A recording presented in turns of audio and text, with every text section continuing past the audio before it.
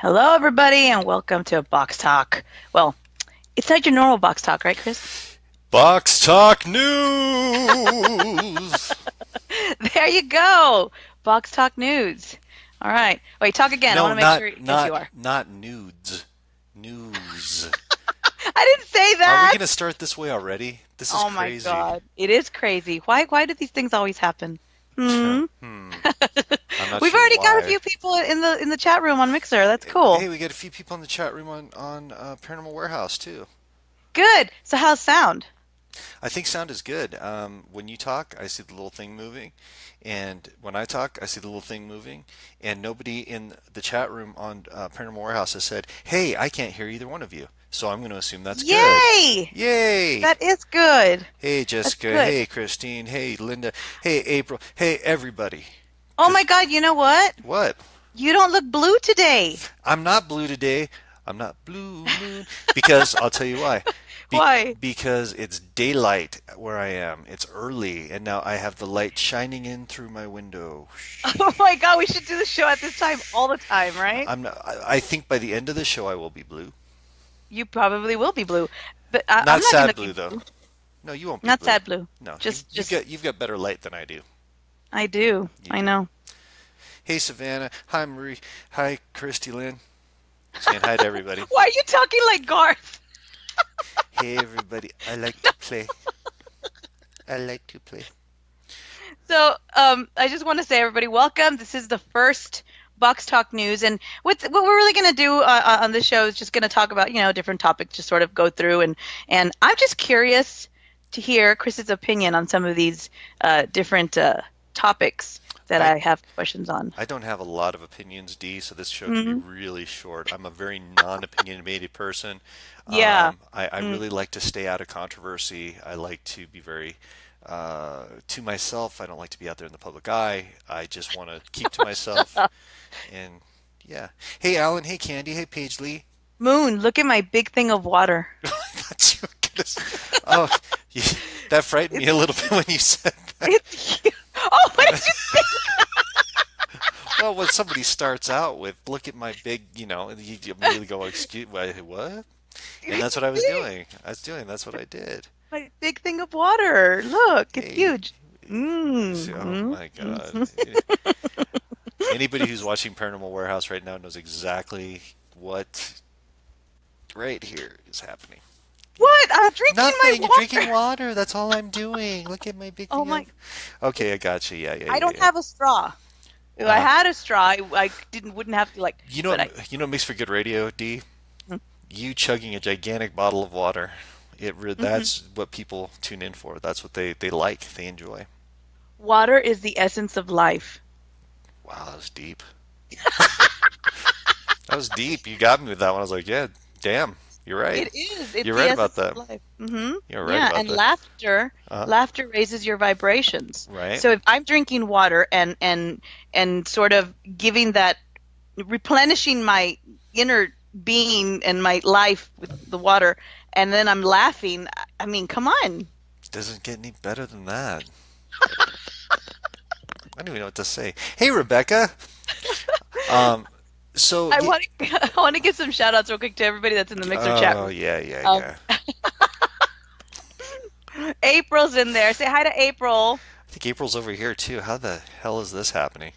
She's in both places at once. Mm. Junie, Timothy, Chuck. I love you, Chuck. David, love you, Dave.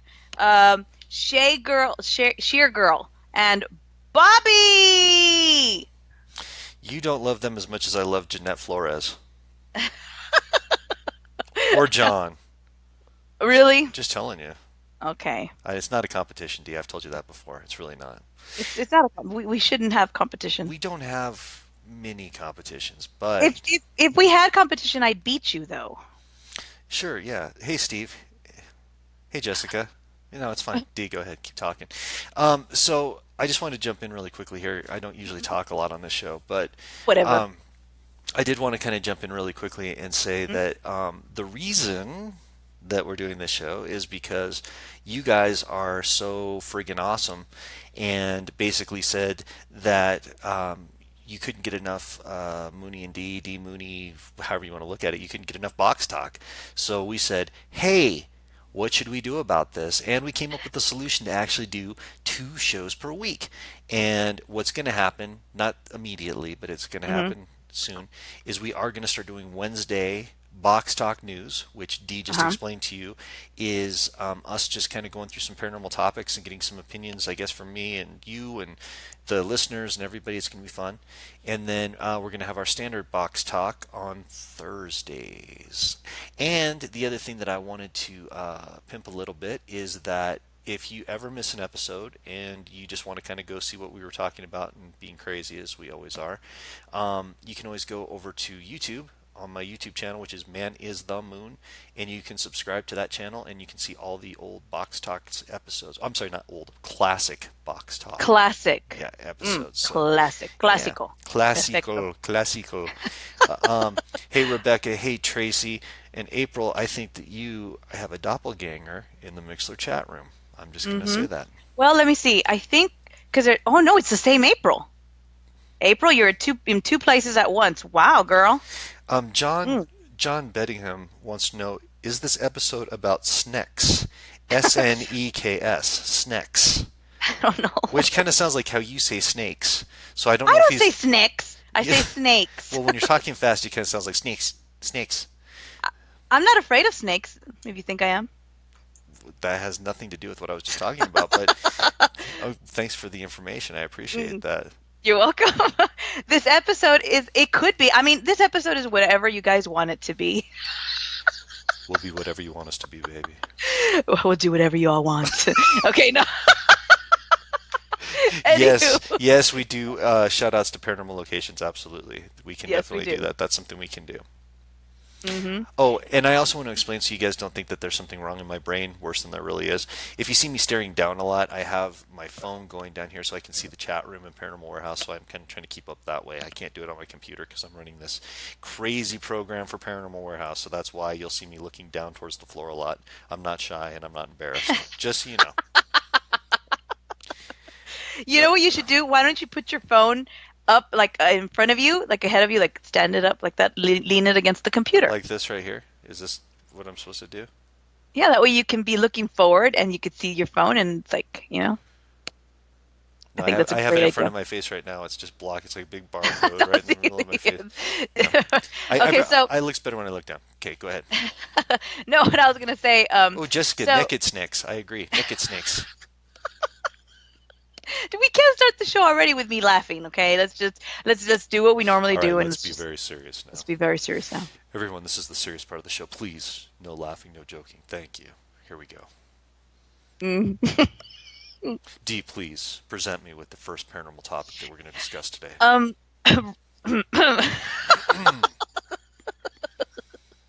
okay, I I have my kind of glasses on. I'm being serious, Dee. I know. I need my glasses because I need to read what I wrote. That's what I'm So if saying. my husband is listening to this right now, I would really love it if he would David bring me my Garcia, please if bring he your would glasses to your lovely wife. David Garcia, please bring your glasses. if you would bring me my glasses, that would be great. I can't see without my glasses. I, Yeah, Velma. yeah, can I tell you one thing before we get any further in this? Because I need to speak about what happens with my glasses. Sure. It was Saul. Just for a second, he's gone. He's out. Okay.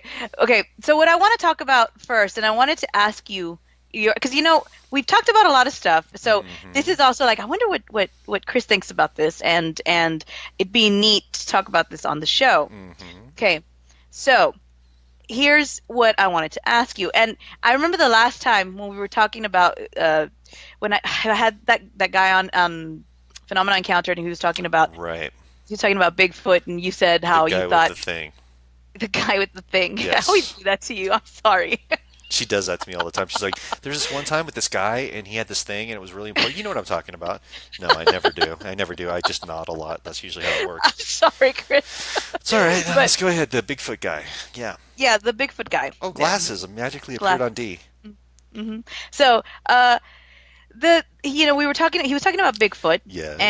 and I remember you said that you thought he could be some sort of an interdimensional being. Remember? Yes. Yes.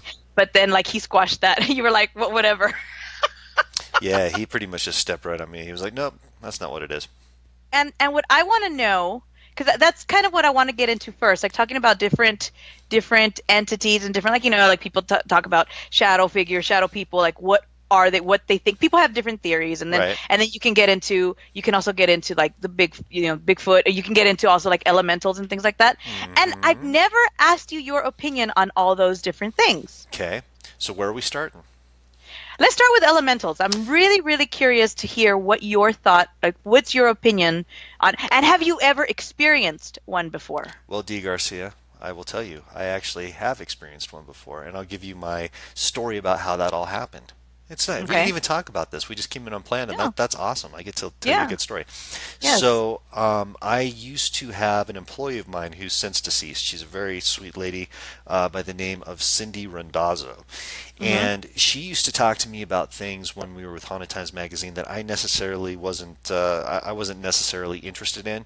And she used to talk about all these things. I thought, okay, yeah, sure, Cindy, whatever you want to think, whatever you want to say. Mm-hmm. And I had the opportunity to do a ghost hunting university down in Florida at the Bellevue Biltmore in Lakeland, Florida. Mm-hmm. And it was a really cool old hotel. They've actually since torn it down, but half of it had been burned out. And they would run ghost tours through there. They never repaired it, Mm-hmm. never fixed it. And Emilio San Martin was kind of the guy who was hosting the thing, running the ghost tours down there. Let me run a ghost hunt through that area. Mm-hmm. So we actually got into the burned out part that was there and started running our standard investigation. We talked to a couple of spirits here and there Mm-hmm. using EVP, and then all of a sudden the craziest things started happening. Like it was almost like being in a movie where illusions started taking place. Like you would turn and look to the corner and you would see Wow. like flames, fire coming up, Uh-huh. or it would look like almost a mirage, like it was an illusion of some kind. Wow, that's And crazy. yeah, and we had banging and basically anything that you would say out loud, whatever this thing was, would emulate it or try to communicate with you that way. But the Mm-hmm. feeling I got from it was whatever this entity or energy is wants to get us out of here, and it's doing everything that it possibly can to push us out of the location. So I actually went back to Cindy and I said, Cindy, is this what you're talking about? And she said, yes, this is an elemental. An elemental is older Wow. than human beings, than time. It's been here since the very beginning, and Mm-hmm. essentially it has the ability to project out whatever it thinks. It's almost like it can just project out anything, and it was an amazing experience. But that's the first time I ever dealt with an elemental before, and yeah, I absolutely believe that they're real. I think that they're older than, like I said, older than time. So it's pretty amazing. Then, on a secondary note to that one, Uh-huh. there's a place here in Colorado where I live, down south, about like two Mm-hmm. hours, hour and a half, 2 hours from me, called the Black Forest. I don't know. Have you ever heard of the Black Forest before? No. Okay, so it's this really super haunted area, and for anybody who used to watch the old like haunted TV shows, like oh, I don't know, Unsolved Mysteries and shows like that, they used to feature this cabin that was out there on Unsolved Mysteries, the Steve Lee house. And we did a lot of investigations down there and tried to figure out exactly why they had so much bizarre paranormal activity out there, where you would see full-bodied apparitions just moving Mm-hmm. through. You could pull out your camera and ask for something to appear in front of it, and it literally would just appear right there. And what we found out is they believe that one of the world's oldest living organisms, almost like a mold, Oh, wow. is like miles long underneath this entire forest. And they, Really? Wow. yeah, and they think that it actually has pure intelligence, and that over the decades, the centuries, it's learned how to again project out things to keep people away from harming it. So it, Wow. yeah, it will actually create all these different realities. And they had a big fire down there a few years back. It was really really bad, and I've been curious to go back down there and see if any of the energies changed. But I think it'd be pretty cool to get back down there and see. You know what that reminds me of? The way you described it, how they believe that it has intelligence and that the ability to project outwards and all that. It reminds me of, the movie Avatar? Yeah. Remember how, like, when the scientist goes and she's getting samples and she puts the syringe into the roots and she pulls out, but you could see that the energy, like, it had this thing that connected everything from under the ground and Right. like everything's gonna. That's what it reminds me of right now when you said that. Yeah, it's very similar. It's very, very similar. So yeah, I think that elementals are absolutely real, and we don't understand 99% of what's around us, and science Uh-huh. still can't explain it, even though they try. They get their Yeah. big glasses on and they do this, they do the middle and they push it up, but they can't explain everything.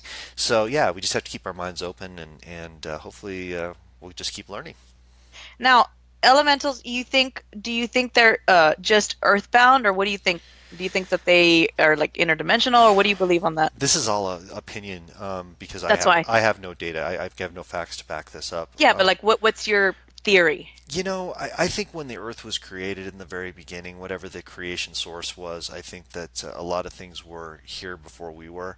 And I think that it definitely has some kind of intelligence, which means if it has some sort of intelligence that's not artificial, then it should have a soul. And if it has a soul, it may be one of the first experiments in putting souls here on Earth, and maybe one of the building blocks. Who knows? Hmm. And oh my gosh, look, there's already some really good questions there in the chat room and over here too. Well, Bobby wanted me to ask you. She says, ask Chris about the movie The Forest. It's in Japan. I think Mm, it's what causes people to disappear. right. Do you think that's elemental or a magnetic field causing people to get lost?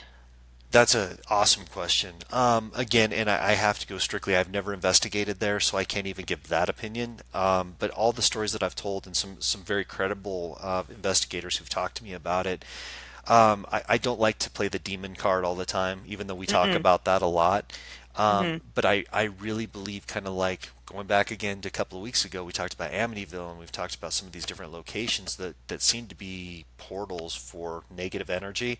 Uh-huh. I really believe that that forest is one of those vortex. I think that that's one of those places where a lot of people go in and they don't come back out. And if they do come back out, they're not the same person. They've brought something with them when they come back out of there. And if you do some research on not just the movie and the book and all that, but if you actually go back and read accounts that have taken place over many years, I'm talking hundreds Uh-huh. of years back, there's always been some sort of legend that goes along with that. So, yeah, that's one place I'd like to study more afar than anything else. I'm not really apt to go and try to get in the middle of that situation, but I think it'd be interesting to find out more. Just really quickly before we get to another question, I just wanted to put this out for Rebecca Gardner. The Bel Air House in Bel Air, Ohio is having an auction of some of the household items from the house, and it's to help Kristen raise funds to save the Bel Air House. So if anybody knows anything about the Bel Air House, again, one of our great paranormal locations that are out there in the world, Mm-hmm. please look into more information about that. I don't have any information as far as a website that goes along with that, but yeah, if they're doing an auction for it, I would definitely encourage everybody to take part in that. And even if you don't buy anything as far as an item from the house, if you have the ability to donate some funds to them, I think it's a great cause. So I just wanted to throw that out there. Cool, cool, cool. All right, I'm just gonna say bye real quick to Chuck because Chuck's saying he's got to go. Bye, Bye, Chuck. Thanks Chuck. for stopping Love you, by. bud. Love you. And I see a pretty cool question. I know you're supposed to be reading the chat room in the Paranormal Warehouse, but I saw it first. Okay, no, it's okay. Go ahead. I'm kind of flipping through. No, it's by Laura Watkins. She's asking a pretty cool question. She says, "What are your thoughts on memories being visible in old places?" Oh, so like stone recordings. Mm-hmm. Yeah, absolutely, absolutely. I've seen this throughout my entire involvement in the paranormal, and a lot of people I don't think understand what stone recordings are, and I think it's actually the Warrens, Ed and Lorraine, who gave it that name. There's a lot of different names for it, but Uh-huh. that's what I like to call it is stone recordings. Basically, what a stone recording is either an event that took place that was either traumatic, dramatic, or repetitive. And what will happen is these things will play out almost like a record will play back out Mm-hmm. from time to time. So people have witnessed these things all over the world, where all of a sudden someone will be standing in a courtyard and they'll see somebody move in front of them and just kind of go straight through the wall or something along those Uh-huh. lines. And one of the big ones that used to come back out that I remember, especially here in Colorado, I hate to keep going back Uh-huh. to that, but that's my history. Um, we have a lot of these old like 1800s hotels out here. Oh, Uh-huh. you okay, D? Sorry. You're right. Okay. Yes. Drop your stuff. But we've got a lot of that was funny. Yeah, Go we've on. got a lot of these like old 1800 hotels, and what will happen is people will actually see these figures like half of a body moving through the location, and they're like, "Oh my God, it's a ghost! We got a ghost here." But what's Uh-huh. interesting when you go back and you look at the layout of the hotel and the changes that have been made from a construction standpoint, what you'll find is that you'll see these things moving on the level that they used to be on. So the floor's been raised or lowered. You might only see half of the body that's moving through. These Hmm. aren't intelligent hauntings. It's just like a recording that's playing back out over and over. There's a really famous one that's happened at Henry VIII's castle. And yet, if you look online, guys, if you want to do some research on it, it's kind of a cool recording you can see where there's this figure. This door opens at this museum, the old Henry VIII's castle. This figure goes Uh-huh. out into the courtyard, does it spins around about 3 times, and then goes back through the door, and then the door closes back behind it. And everyone went, Oh "Ghost, ghost, wow. ghost!" It's a stone recording. It's just a guard who used to do the same repetitive thing every day over and over and over again. And then my personal experience with that, and I'll shut up about it, is No, no, keep going. That's interesting. there was a place in Colorado Springs called the Hearthstone Inn, and it was the first Uh-huh. place I ever held a ghost hunter university. And it's two old Victorian mansions side by side with a middle building, and it turns out they used to use it as a tuberculosis hospital. And when people would get more ill, they would raise them up in the air, higher up in the levels, so that they could get better. But essentially, as the higher that they got, the less chance they had to survive. So there was a room where we had done some research and found out through doing EVPs that there was a woman who passed away there, and her young son died as well. She moved on. The son stayed there. We helped the son cross over after he told us that he was trapped there. And what was interesting was once we started doing our investigations, the activity just shot through the roof. And all of a sudden, people who were staying in the room that we dealt with this little boy on would say that they would wake up in the middle of the night and they would see this old timey nurse at the end of the bed praying. And then the nurse would stand up right in front of them and then walk directly through the bed, through the Uh-huh. wall behind them. And so when the owners contacted me, they basically said, obviously what's happening is there's a ghost here who's trying to communicate, so on and so forth. And we went and did research on the room. We pulled the old blueprints that were in the room, and we found out that there used to be a door that went straight through to that other room that was no Uh-huh. longer there. It was covered completely. Nobody knew that it was there. And what it was a stone recording of what the nurse used to do every day by sitting there and praying, getting up, and then walking through the door to the next room to help the sick people. Oh So wow. that was one of my greatest confirmations of a stone recording. That's cool. Yeah, And and I was gonna say that's it's is it different from I mean because it sounds like residual so yeah. but it's different from residual. No, it's another name It's the for same, right? residual. It's another Yeah, name. same thing as a residual. Like I said, Ed and Lorraine Warren are the ones that actually gave it the stone recording idea. And the reason that I like the name stone recording is because it's very factual. What we believe is the energy actually has imprinted itself in the stone in the earth, and that certain conditions, certain activities, certain times of the year will actually amplify it, and that's why we see that projection. And I used to joke around with people and be like, it's kind of like the Star Wars thing where R2D2 projects out Princess Yeah. Leia. It's kind of that same idea. That's not it's not really Princess Leia, but it's the fact that it's a recording that's playing It's out a through a certain recording, thing. yeah. Yeah, I always do that too. I always refer. You could do that. You could refer to Star Wars for almost any real life situation. you can. Star Wars is You like the can. ultimate. It Yeah. fits. Yeah, it fits like anything. Like that could be a whole other show. Oh yeah, we could give like Star Wars and the paranormal. Yeah. Yeah, and the Force, because the Force is real, Christopher. Oh, I know the Force is real. I tell people that all the time. There's a The lot of Force is real. I totally believe it. I do. I mean, not Star Wars Force, but I mean, No, the Force. I'm one with the Force. The Force is with me. If you do that, if you believe that, like you'll be so powerful. I mean, but it's the truth. But in the it same is sense, because really, what that is that your the stronger belief universe. in the universe, right? You're Yeah, a part of the universe. You basically do the universe's work. You do the bidding of the yeah, universe, and that's what a lot of light workers do. And I guess I fall into that category, so I get it. yeah. It's the Force. The Force is energy. It's all around you, and it's like you said, it's the universe. And you know what I like about that? The way they portray it in Star Wars is like you got the dark side. Right? You know, you got the light, and because it's real life. It is real life. No, yeah, Star Wars definitely. Everything in that movie has something to do with what we really deal with today. And then on a side note, which is funny to me, Family Guy, how much it uses Star Wars, I absolutely love that. It makes my life good because that's like my childhood. So yeah, that's just my little side note to all that. Okay, I'm going through the chat room really quickly because I want to cover this.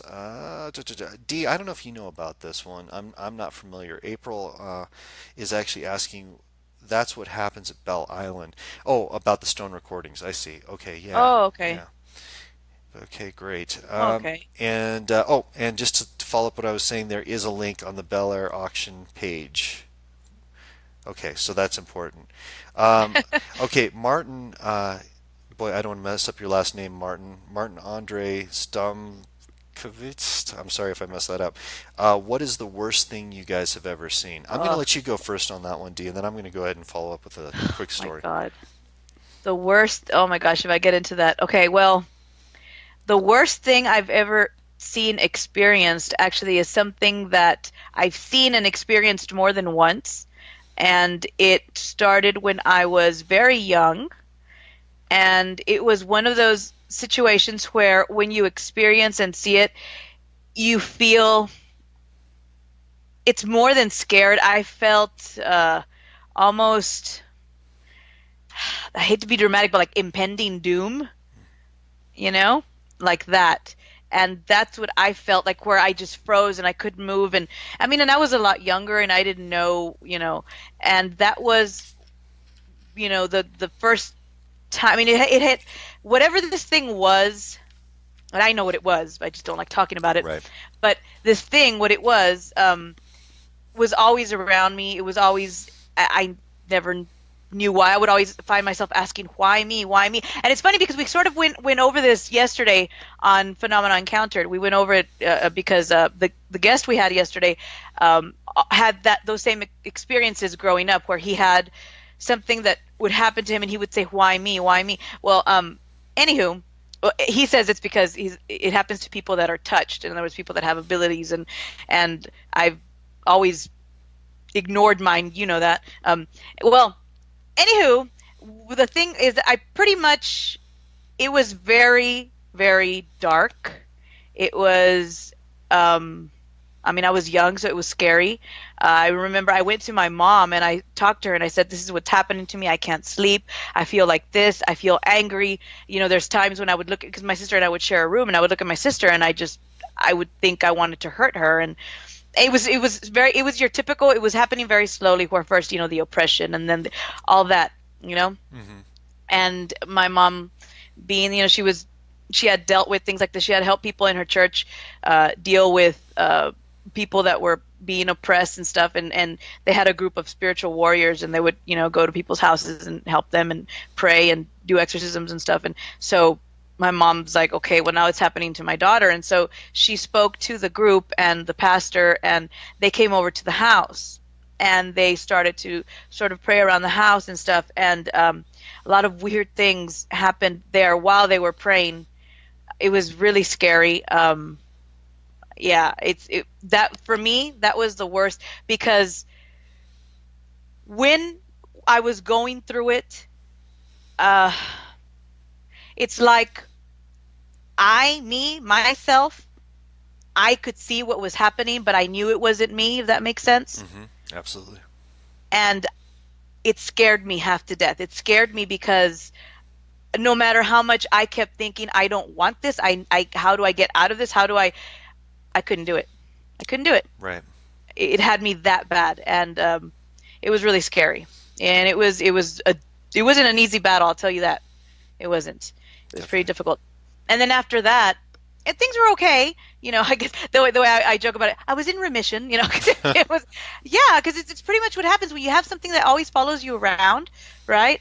I always felt like it always wanted a way back in. Right. It's always like somewhere, like it would, very insidious, very, just hanging around in the background, waiting, waiting, waiting, sneaking, waiting. It never really came back that as bad as it did that first time. But when I got older, I was already married, and David's in the chat room. He could. I've never talked about this, but since we're asking questions and being um, uh, honest here, my husband's in the chat room.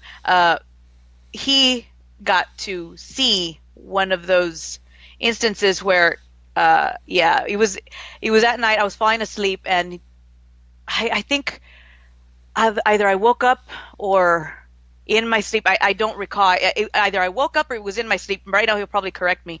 And he realized, okay, that's not her because of the way I was looking at him. And yeah, it it was tough. He had to deal with that, but we got through it. One of the times when we were just dating, um, we got into a situation where had my brother and my mom come home, they would have thought he was doing something to me when he wasn't. He was trying to get me to not hurt myself, Hmm. um, because whatever this thing was, took over my body again. Right. And he, I remember this one. I remember vividly, and I'll share this with you guys. I can't believe I'm sharing this, but what the heck, right? Um, I hope he doesn't mind that I'm sharing this. We were at my parents' house. We were just dating and still lived with my parents, and we were at my parents' house, and I was getting ready. We were going to go out, Hmm. and the door to my bedroom just slammed shut. I mean, it was loud, and I got scared, and so I I yelled and I'm like, David, and he comes running down the hall. He's trying to open the door and he couldn't open the door. And it wasn't so much that it was locked. He felt like there was something because it wasn't locked. He felt like there was something against the door and Hmm. he couldn't get it open. He was kicking the door. He couldn't get it open. Finally, with all his force, pushed it open. I was at the other end of the room Hmm. and I was scared. I was scared shitless. And I was just like that. He's like, what happened? And I'm like, I don't know, but I couldn't move. He's like, are you okay? And I started to not feel like myself. He sits in front of me and it just got crazy from there. And I think I had a nail file in my hand, right? Yeah, like it looked like a little knife thing. Hmm. And I was trying to hurt myself with it. So he was trying to stop me from hurting myself.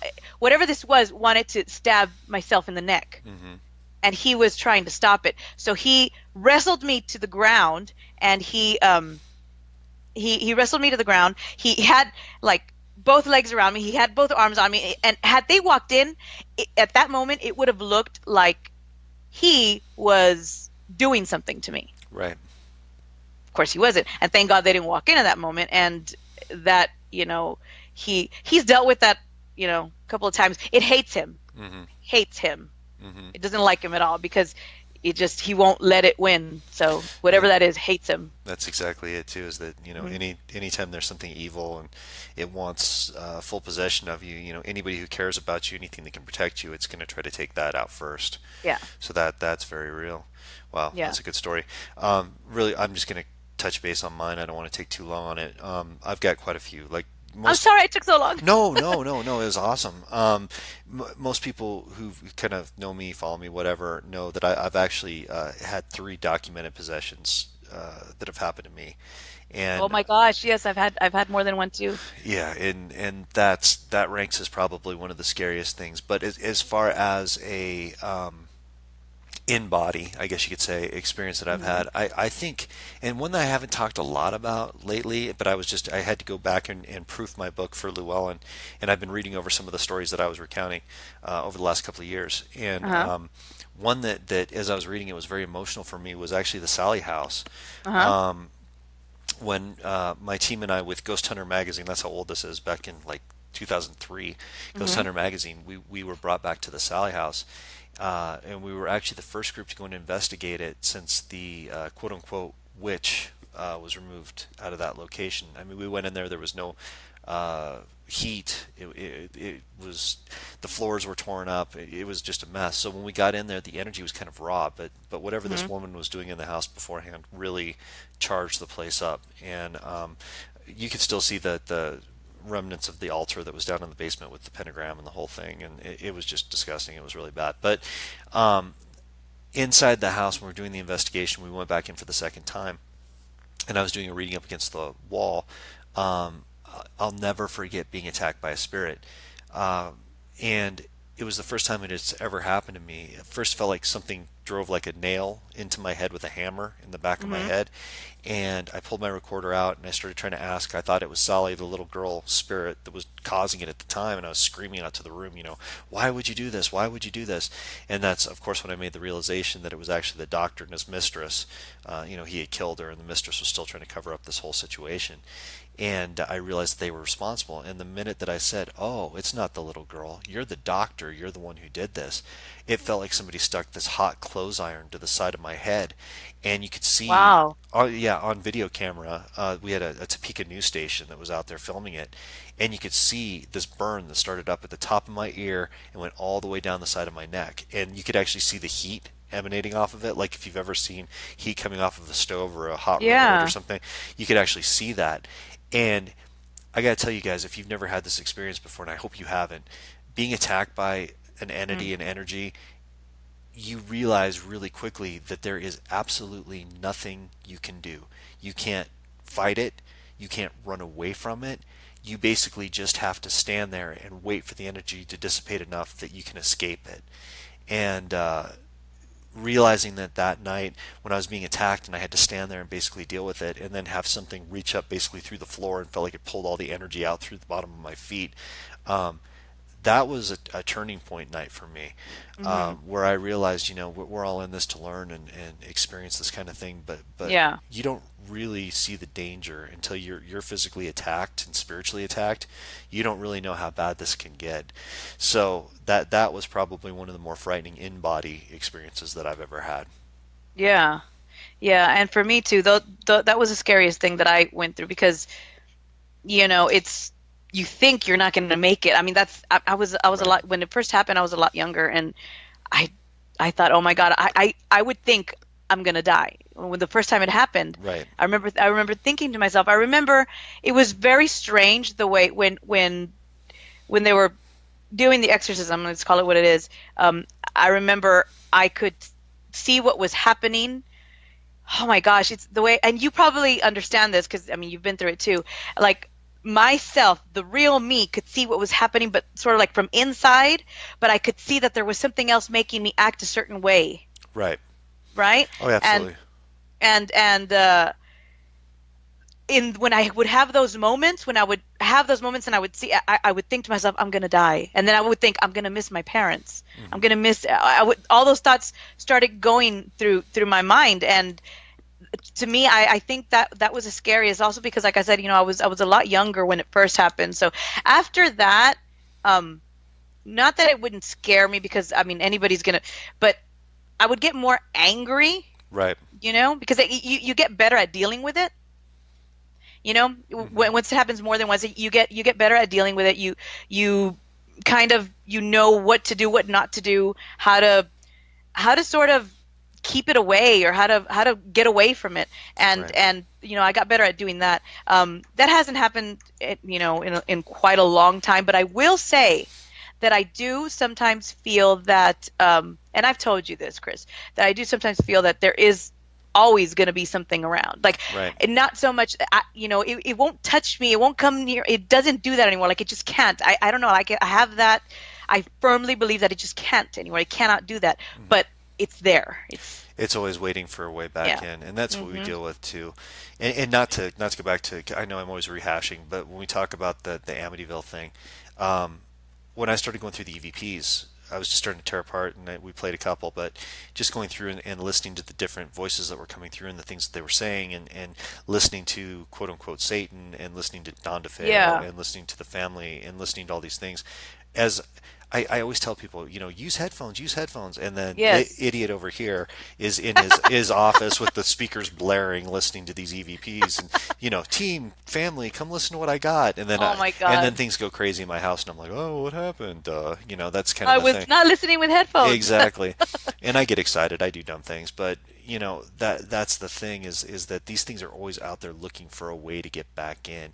Yeah. And I was telling Dee the other night, actually, on I think on Messenger, I said, I've had these nightmares and these dreams, and I feel like I've invited that energy back into my home, and there for a few days. And I know some of you think I'm completely nuts, and that's okay, but there for a few days inside my home, between day and night, it really felt like I was living in the Amityville house at the time that all those things happened, because I was experiencing those energies, seeing those things, and being attempted to be tormented by some of the stuff that was going on there. So, yeah, you've always got to be careful, just on what Dee's saying. You've got to be Yeah. really cautious, because that stuff's out there, guys, and it will always look for a way in. It looks for cracks all the time.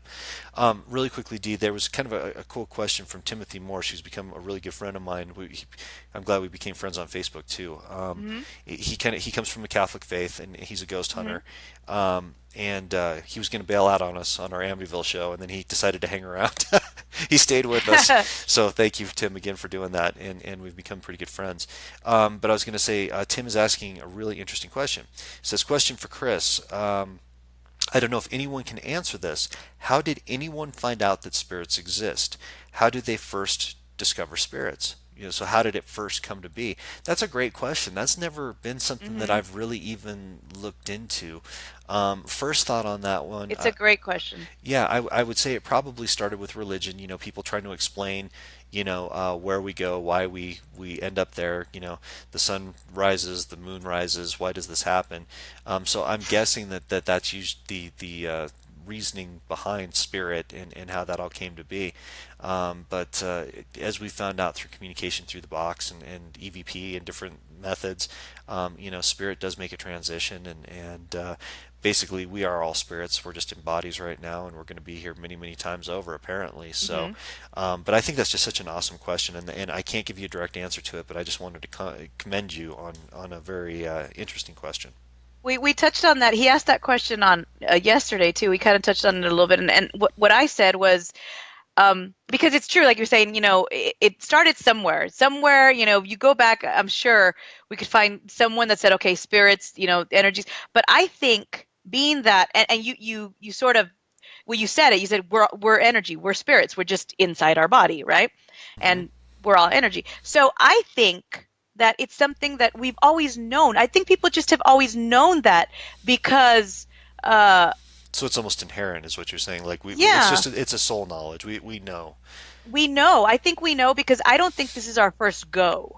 Oh Do you no, understand? no, no, So no, no, no. no, no, no, no, not at all. And no, it's not. And I think that we've always known that. I think that it's some, our our minds, everything. When you think that, it's that consciousness, like you people have always known, and because of that, you don't just feel it like physically. You feel it mental, like with your thoughts. Right, right. It's one of those things that you just it's hard to explain, but yeah, it's just one of those things that's almost imprinted in your being. Yeah. Yeah, I totally get that. Hey Um, guys, say hi to my mom. She's in the Paranormal Warehouse Hola, mama. chat room. Hola. My mom's Maria E. Capistran Garcia. Yay. That's my mommy. Say hi to Yay. her. Hi, mama. So we had another question or comment here I just wanted to read from Carrie. When I was about 6, I picked up a rock that had unusual coloring in it. I remember thinking, I wish you could tell me your story, and felt it burning my hand, and I dropped it. Thought it was an early incident of, I can never say this word, psychometry. Ugh, got it.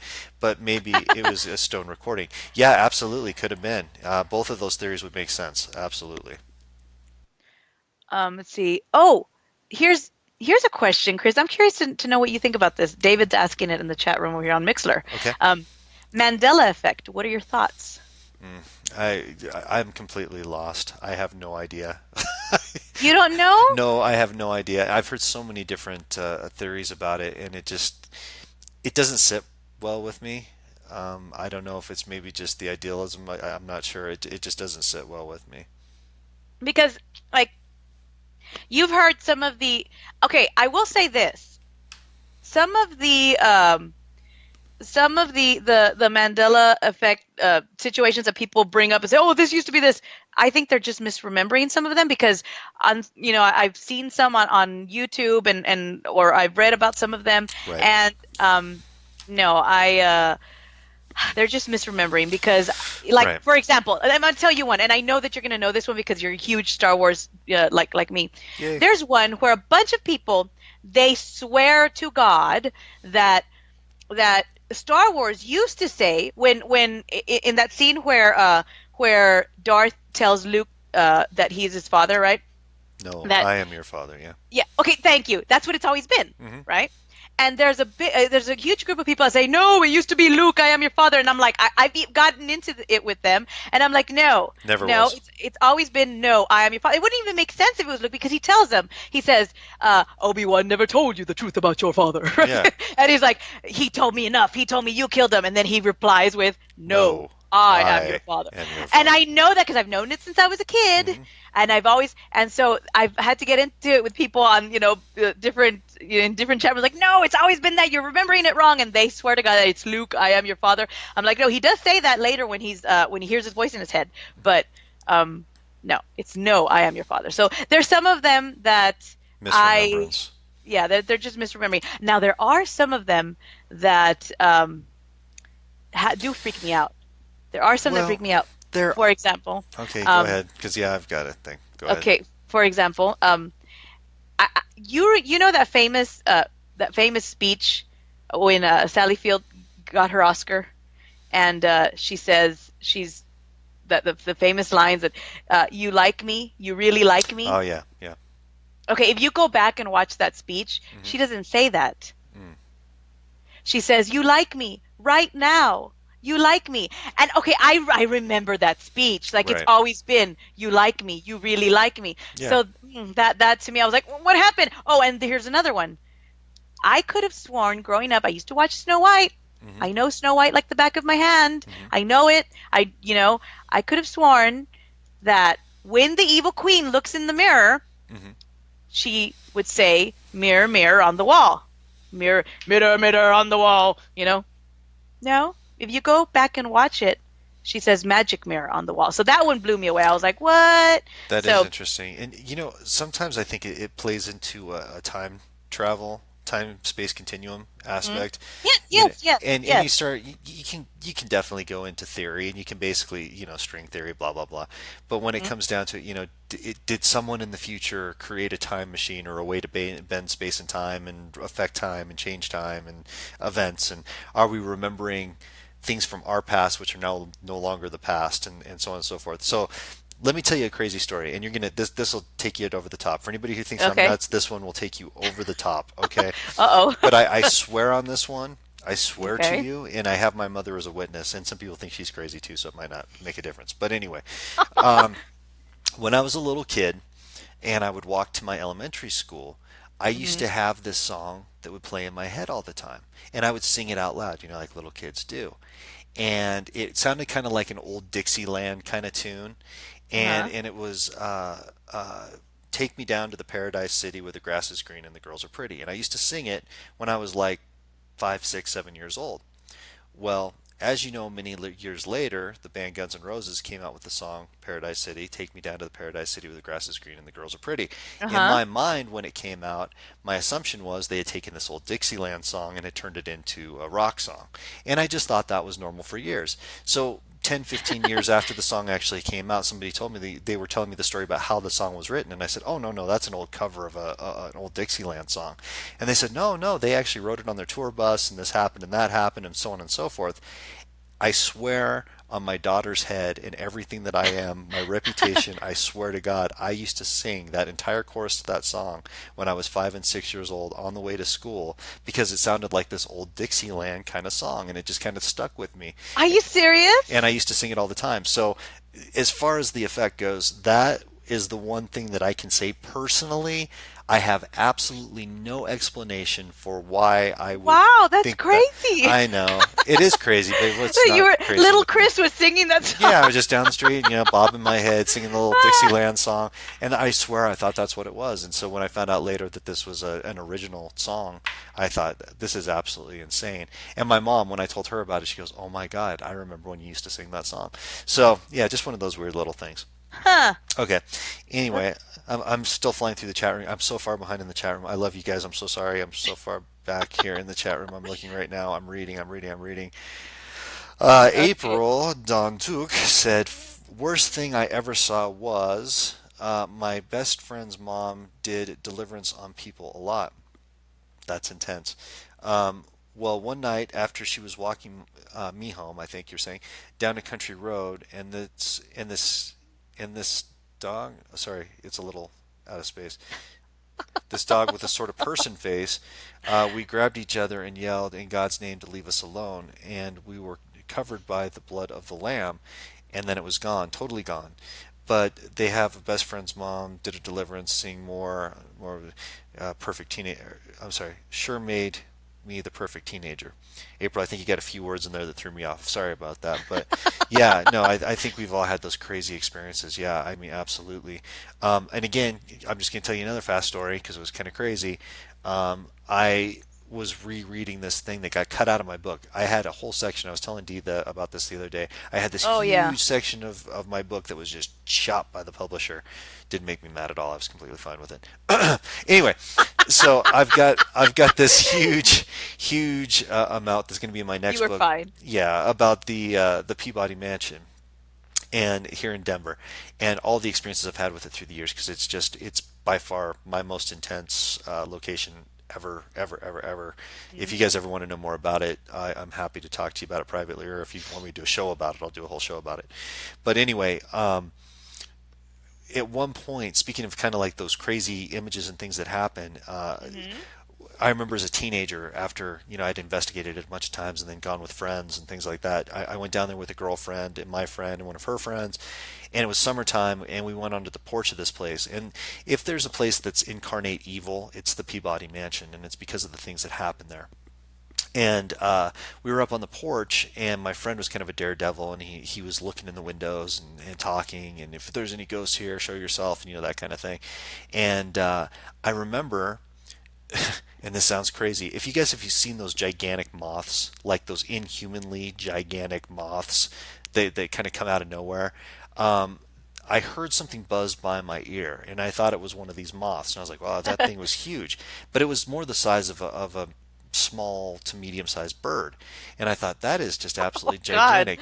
So now there's four people there, four people to this day who I assume are still living and were witness to this situation. This thing comes flying back and it gets in front of one of the lights and by the front door. The only way I can describe this thing, it looked like it had a moth's body, but it was the size of a bird. It had almost bat-like wings, not quite, but sort of bat-ish type of wings, That's crazy. and it had the face that was there was not of an insect. It was what you would completely imagine a demon would look like. It had just this Ugh. elongated with bright red glowing eyes, and what looked like where the antennas would be almost looked like horns that were coming back off of it. This thing That's started just weird. weird's a way to put it. Yeah. So this thing started flying around us. Everybody's ducking and bobbing and everything else. Well, this thing Uh-huh. finally, as I was standing there trying to help my friend, came and hit me so hard in my throat, in my Adam's apple, that Ow. that no, I fell over onto the porch and I couldn't breathe. I thought it crushed my throat. And my friends had to help me get off the porch and actually take me home. Well, here's the thing. When I finally did get back home, guess what was waiting for me in front of my parents' house? Oh my The God, the moth. same exact What thing. the And heck? that wasn't the only incident I ever had with this thing. So I believe in my heart, I believe it was a demonic entity from that house that had actually taken that form and was trying to prove that it Mm. was really there because my friend was taunting, which of course I don't like, I don't believe in, and I was yelling at him even when I was a teenager. I was like, stop doing that. But yeah, that was kind of my instance with that. Wow. So you think it was a more of a like an entity because people are saying, "Oh, it was Mothman, Mothman." No, it was not Mothman. It would be Mini Mothman if anything, but no, that was there was no Mini- jacket. This was just a disgusting, disgusting thing. And it's interesting if you guys have watched the web series, if you've watched Ghost Box Chronicles, in the very beginning sequence that's in there right now, there's actually a picture, and you guys can go see it. There's actually a picture in the very beginning of a woman standing up on a porch, and then something next to her up on the porch, and then we zoom in on what that is. That's the face. It's a much larger version, but that's the face of what we saw on that same Ugh. porch that night years before. Wow. That's crazy. That's I can't hear you. I'm here. I'm sorry. Oh, No, no, I thought it was absolutely crazy. you. I was looking back through the chat room. I'm like 6 pages behind, trying to keep up with everybody here. I thought you were still talking, but you know why? Because I've got the video feed going, Mhm. and on the video feed you're still moving and talking. I'm like, I can't, and then I realized it's Oh because it's no, behind on the video. yeah, I try not to pay attention to the video feed. I get myself confused. Yeah, it's That's confusing. like the true Mandela effect right there. Yeah. It is no, but there.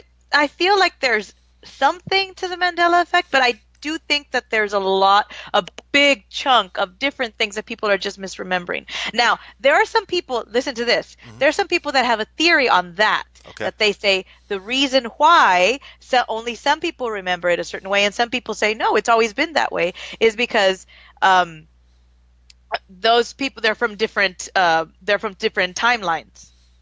Hmm. Did that make sense? You've got some people that are from one timeline that sort of mesh with this one, and then and we're, you know what I Yeah. mean? We're back to string theory. So basically, we're saying Yes, that the two dimensions come together from time to time. yeah, Sometimes up to 10, 15 dimensions will intersect, and yes, and yes, yes, and when those dimensions do intersect, sometimes that causes the mass chaos because it literally feels like we're all on different levels and nobody understands one another. Yeah. yeah, and so that's why, because if you look at them, I mean, it's a big group of people that agree on the same things that they remember. They're like, no, this wasn't like this before. It used to have this. It used to have. I mean, even down to brand logos. Hmm. Like there's people that say, oh, that brand logo used to be. But then again, I mean, to be fair, a lot of times the brands they do change. Hmm. So they do. But then there's people that remember a certain scene of a movie being a certain way, and it's Right. a big group of them. And then you have big groups saying, no, it's never been that way. It's always been like this. And Right. and then there's people that their theory is that what I told you, because they're from different timelines, and they've sort of met here in the middle. And Right. then there's another theory on that. Now, I was talking about this with a friend, and I said, what would be really interesting on that, because what I would like to know and compare and see, and you would have to conduct a very large, huge survey, and really a huge study in order to see this, to see the patterns. But what I would like to see is, let's say you have Group A, and Group A swears that it was Luke, I am your father, right? Hmm. And I mean, they remember it. They have memories of going to the movies when they were young, and that's what Right. they saw. And then you have the other group like us that we know that it wasn't that way. Hmm. You know, that The it was correct always, ones. Yes. yes, the correct ones, that we're on the correct timeline. Hmm. And we know that it's no, I am your father, right? But what I think would be interesting is to see if this group over here, if they remember all the same ones, like Right. Group A, they remember all the same ones and disagree with Group B on all the same instances as well. Hmm. And does group that would be, because that, I think that would get closer to proving that they are from different timelines, like string Right. theory, you Yeah. know? And then there's people that believe that in 2012 something happened, and we actually did. Um, there's a, how do so that something happened to the Earth, that we actually did die, and we were shot into Well, another dimension, and now we're here, and that's why everything's all mixed up. So let I me. mean, people have all these different theories on that. Can I interject on that one really quickly Yeah, because sure. it's interesting. You talk about 2012, and a lot of people were like, "Oh, it came and went, nothing happened, blah blah blah." Hmm. No, no, no, no, no, no. There was a gigantic, massive energy shift, and when I was working on the Yeah, there box, was. yeah, when I was working on the Frank's box, the Ghost Box project, Uh-huh. and Edison would come through and what we would call intelligent sessions. So just so you guys know, I don't ever just sit down and try to contact my family or you know anything Uh-huh. selfish. But what I used to do from time to time, either myself or me and a colleague, we would sit down, we turn on the box, and we would talk directly to Thomas Edison, and we would say, "What's next? What's the next? What do we need to do?" Uh-huh. And those were our clearest communications we ever had with him. But he actually named the project that we were working on. We said, "What should we Uh-huh. call this?" And he was distinct about it. And I think I still have a recording of him saying it. And he said, "It's the Uh-huh. 2012 directive." That's what it was called, the 2012 directive. And the whole idea was to bring consciousness to light. For those people who were so busy or had so little belief in anything that was taking place past what they could see right in front of them, it was our job to go out there and get onto the largest stage that we possibly could to just say, look, just experience, look, this is it. And I think we did pretty well with it. So when 2012 arrived, um, a lot of people that I knew immediately said, things feel different. Things feel just like we're on a higher vibration, a higher string. And if you notice, EVP communication, ITC communication since 2012 Uh-huh. has taken like massive leaps and bounds since that time. It has absolutely blown up, and the veil between the worlds has completely thinned. So Oh yeah, yes. I mean, we're talking more now about not just paranormal, but spiritual and quantum Energy. physics, and Yeah. yeah, I mean, there's more of a discussion that's happening now about that, and an intelligent discussion that's being Yeah. taken seriously by all walks of life. Um, than ever was before. And Spiricom is finally starting to get the recognition that it deserves for taking place in the late 70s and 80s. And videos are starting to show up about that. And it's really kind of cool to see that happening. And I'm not trying to get off topic here, but what I was going to say about the string theory aspect of things, one of my first experiences seeing somebody open up and their eyes open, there was, I believe he's still with us, I hope. His name was Dr. Claude Swanson. And it's when I first got the Frank's box. So we're going back to like 2003, right? Uh-huh. 2004, because it's when I first found out it worked. But the thing that I'd always tried to tell people was, I can prove to you, because science had always said, unless you can do it inside of a laboratory and recreate it inside of a laboratory, it doesn't count, right? That's always been the Uh-huh. thing. Spirits don't exist because we can't recreate what takes place inside of a laboratory. So I told him, I said, I can show you and prove to you that spirit communication takes place. And he said, yeah, sure, I'll take you up on the challenge. So being more open-minded than a standard scientist, he came down to my parents' basement, which we called the laboratory. Uh-huh. And what I did is two different experiments, just to let you know. So the first one that I did is I set up an EVP recorder in the center of the room on a table. And I took an old high 8 night vision Sony video camera and I pointed it directly at it. And I knew that there was a vortex inside the room, a doorway for spirits. And I could communicate with them and ask them, not tell them or command them, but ask them to do certain things, and they would do those things. So I brought him down, and he was completely, thinking that I was out of my mind. Shut off all the lights in the room, set up the high 8 camera, pointed it directly at the recorder, and I started to do a standard EVP session out in the room where I said, we're here to speak to the Mm-hmm. spirits. We're not here to disrespect you. We just want to learn more about you, who you are now, who you were then. I have someone here who's very interested in learning more about what you are, who you are, and I'd appreciate it if you would come through. So about the time that I started saying that, lo and behold, on the high 8 video cameras viewer, you start Uh-huh. seeing these orbs start shooting into the room. Not just these little floating orbs, but like some were just flying into the room. Others were just kind of hanging out. And I would say, if you would do me a favor and if you would actually speak directly into the red light on that machine, we'll be able to record your voice and know who you are, so on and so forth. So I would ask a question. I'd say, can you please tell us what your name is? And you would watch an orb energy fly into the recorder, sit in the recorder, and then fly back out. And this happened repeatedly over and over and over Wow. again. And he was just mind blown at this point. But to further that, we went back after that and actually were able to time sequence all of the responses that we were getting back from what we had on the high 8 video camera. So you would hear a Hmm. voice or a scratch or a pop, or there would be some sort of audible response that would come through every single time we'd ask a spirit to speak, but never in between, never in any other part. So he was blown away by that. And then he had a Wow. communication with the Frank's box, with the Ghost box, the original box, where he actually heard some very definitive voices that he knew from his past that came in and spoke to him. But the coolest thing, I'm getting to my point here. The coolest thing is that I told him, I said, there's a vortex on the other side of the room, and I can prove to you that there's a vortex on the other side of the room. And he still was not believing exactly what I was telling him. And I said, point the night vision video camera this way, and I will walk into the vortex and I'll walk out of the vortex, and you'll actually be able to see the physiological change that will take place. Hmm. Thought I was crazy. So set it up, I walked directly into the spot where I knew this vortex was. As I walked into the vortex, it looked like a mirage, and then eventually I completely disappeared out of sight. Came back Hmm. out of it straight to the camera and basically appeared like a mirage back into it. So not only did he witness that and think that I was pulling some kind of magic trick on him at that point, he went and did it himself and was able to experience it for himself. And so Wow. at this point, it was one of my greatest accomplishments because I was able to talk to somebody who was a genuine quantum physicist who'd written several books and done a lot of different work and proven to him that spirit communication and other dimensional existence was there and actually was able to prove it to him. And I know he talked about it. I think if he's still with us, I'm sure he still does to this day. But that was just such a cool thing that happened. But that was kind of the beginning of this 2012 directive, was to get the scientific community, even the fringe scientific community, to start coming into us crazy ghost hunting people and psychic people. And that was kind of the first step into the next new world. So that's just Huh. my long drawn out story.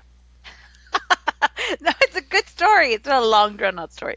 I want to mention something because I got a message just a little while ago from Candy. You all know Candy. She's always in the chat room.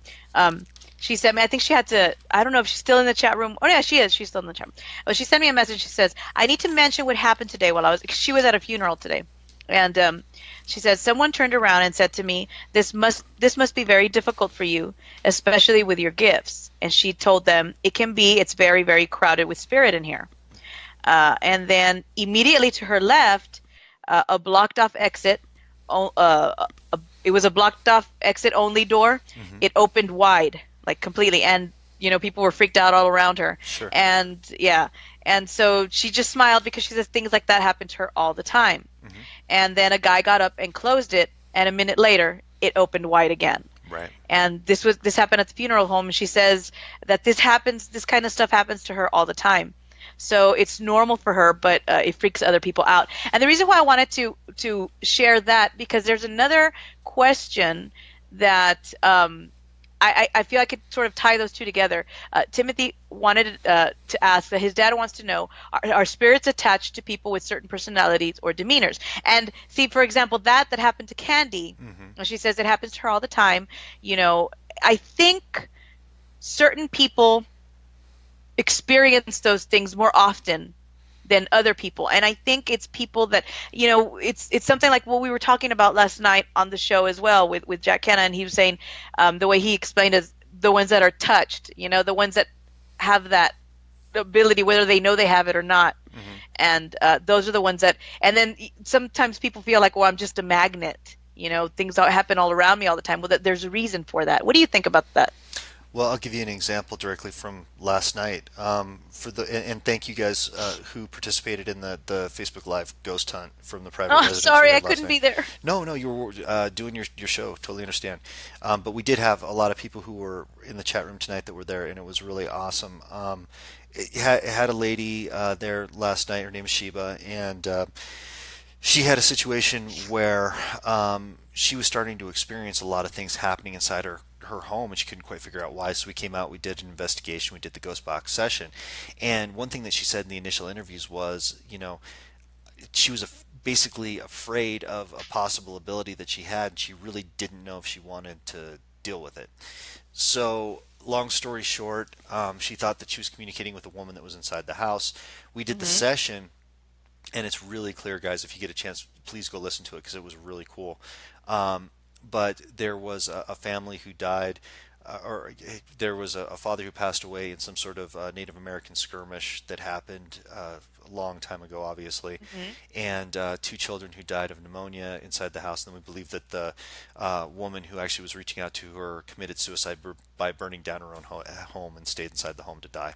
And we believe that the woman was contacting her because she uh, didn't see herself as dead. She saw herself in a dream state, and she was communicating with our client Sheba, thinking that she was the only person who could hear her, and thought that she might be able to help her.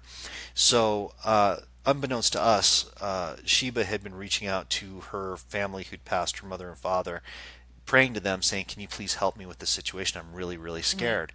And when we're doing the box, we spoke to the people, the spirits that were in question, and then all of a sudden, before we were starting to do the clearing session, she called out to her parents.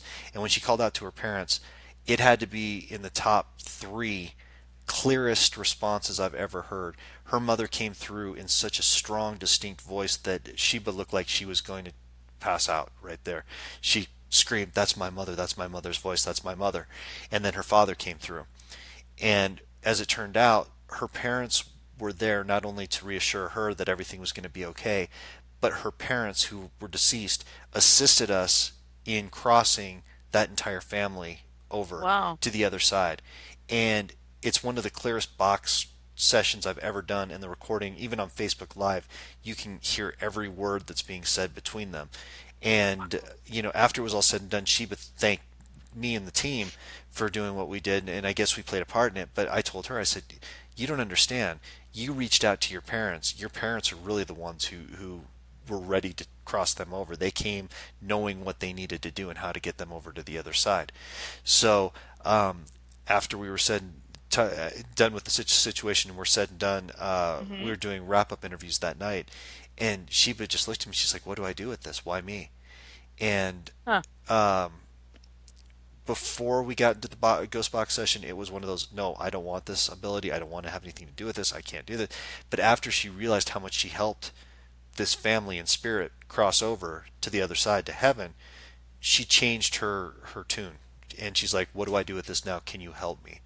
And I know that's a long story, but No, it's not. what, Don't worry about it. It's a yeah, good story. I feel like I ramble sometimes, but No. the cool thing about this is that people who have the ability to communicate with spirits, see spirits, talk to spirits, we have an aura energy around us that spirits basically call a beacon. And when they see that you have this energy around you, it's almost like this really fluorescent bluish green light. That's the only way I see it. Um, Uh-huh. when spirits see that you have this light, whether you want it or not, when they see it, they come to you and they will communicate with you or attempt to communicate with you until you talk to them. And I found out some of the strongest mediums in the world are frightened people. They are some of the most scared, frightened people in the world that are shut down because they don't know what to do when these spirits come to them. They think it's this terrible, horrible thing. Why do spirits torment me and torture me and do all these sort? They're not there to torture you.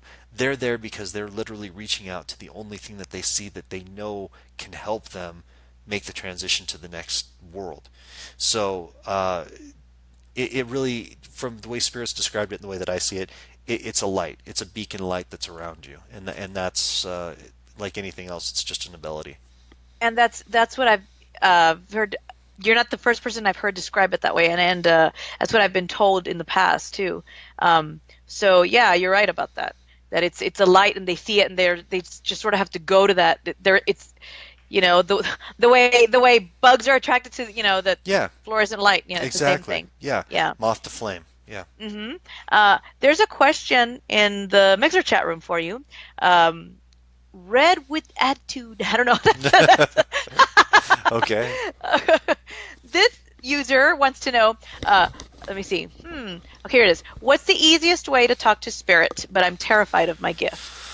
The safest way, let's go with That. that instead of easiest. Let's go safest. The safest way for you to communicate with spirit is through EVP. And the reason that I say that is anytime that you're doing any sort of mediumship, direct mediumship, or using a board or anything along those lines, you're opening yourself up to a lot of different things. The great thing about electronic communication is that you have that device and you're focusing the spirit into that device. You're not using your energy or telling them to use your spiritual or physical energy. You're saying, Mm-hmm. speak directly into the red light on this thing that I'm holding in my hands. Really, it works like a buffer between you and the spirit. And should you have some true ability, spirits will do whatever they need to communicate with you. So if you're telling them to speak directly into this red light, they will speak directly into that red light. That's the safest way to go. And believe me, when you do this, you're going to be shocked at the results that you get if you do it the right way. And if anybody ever needs to know how that system works for me, I guess I'm considered the blah blah pioneer of the question and answer session. So I'm always happy to give you guys how I started doing it, and I still do it to this day. Well, that's cool.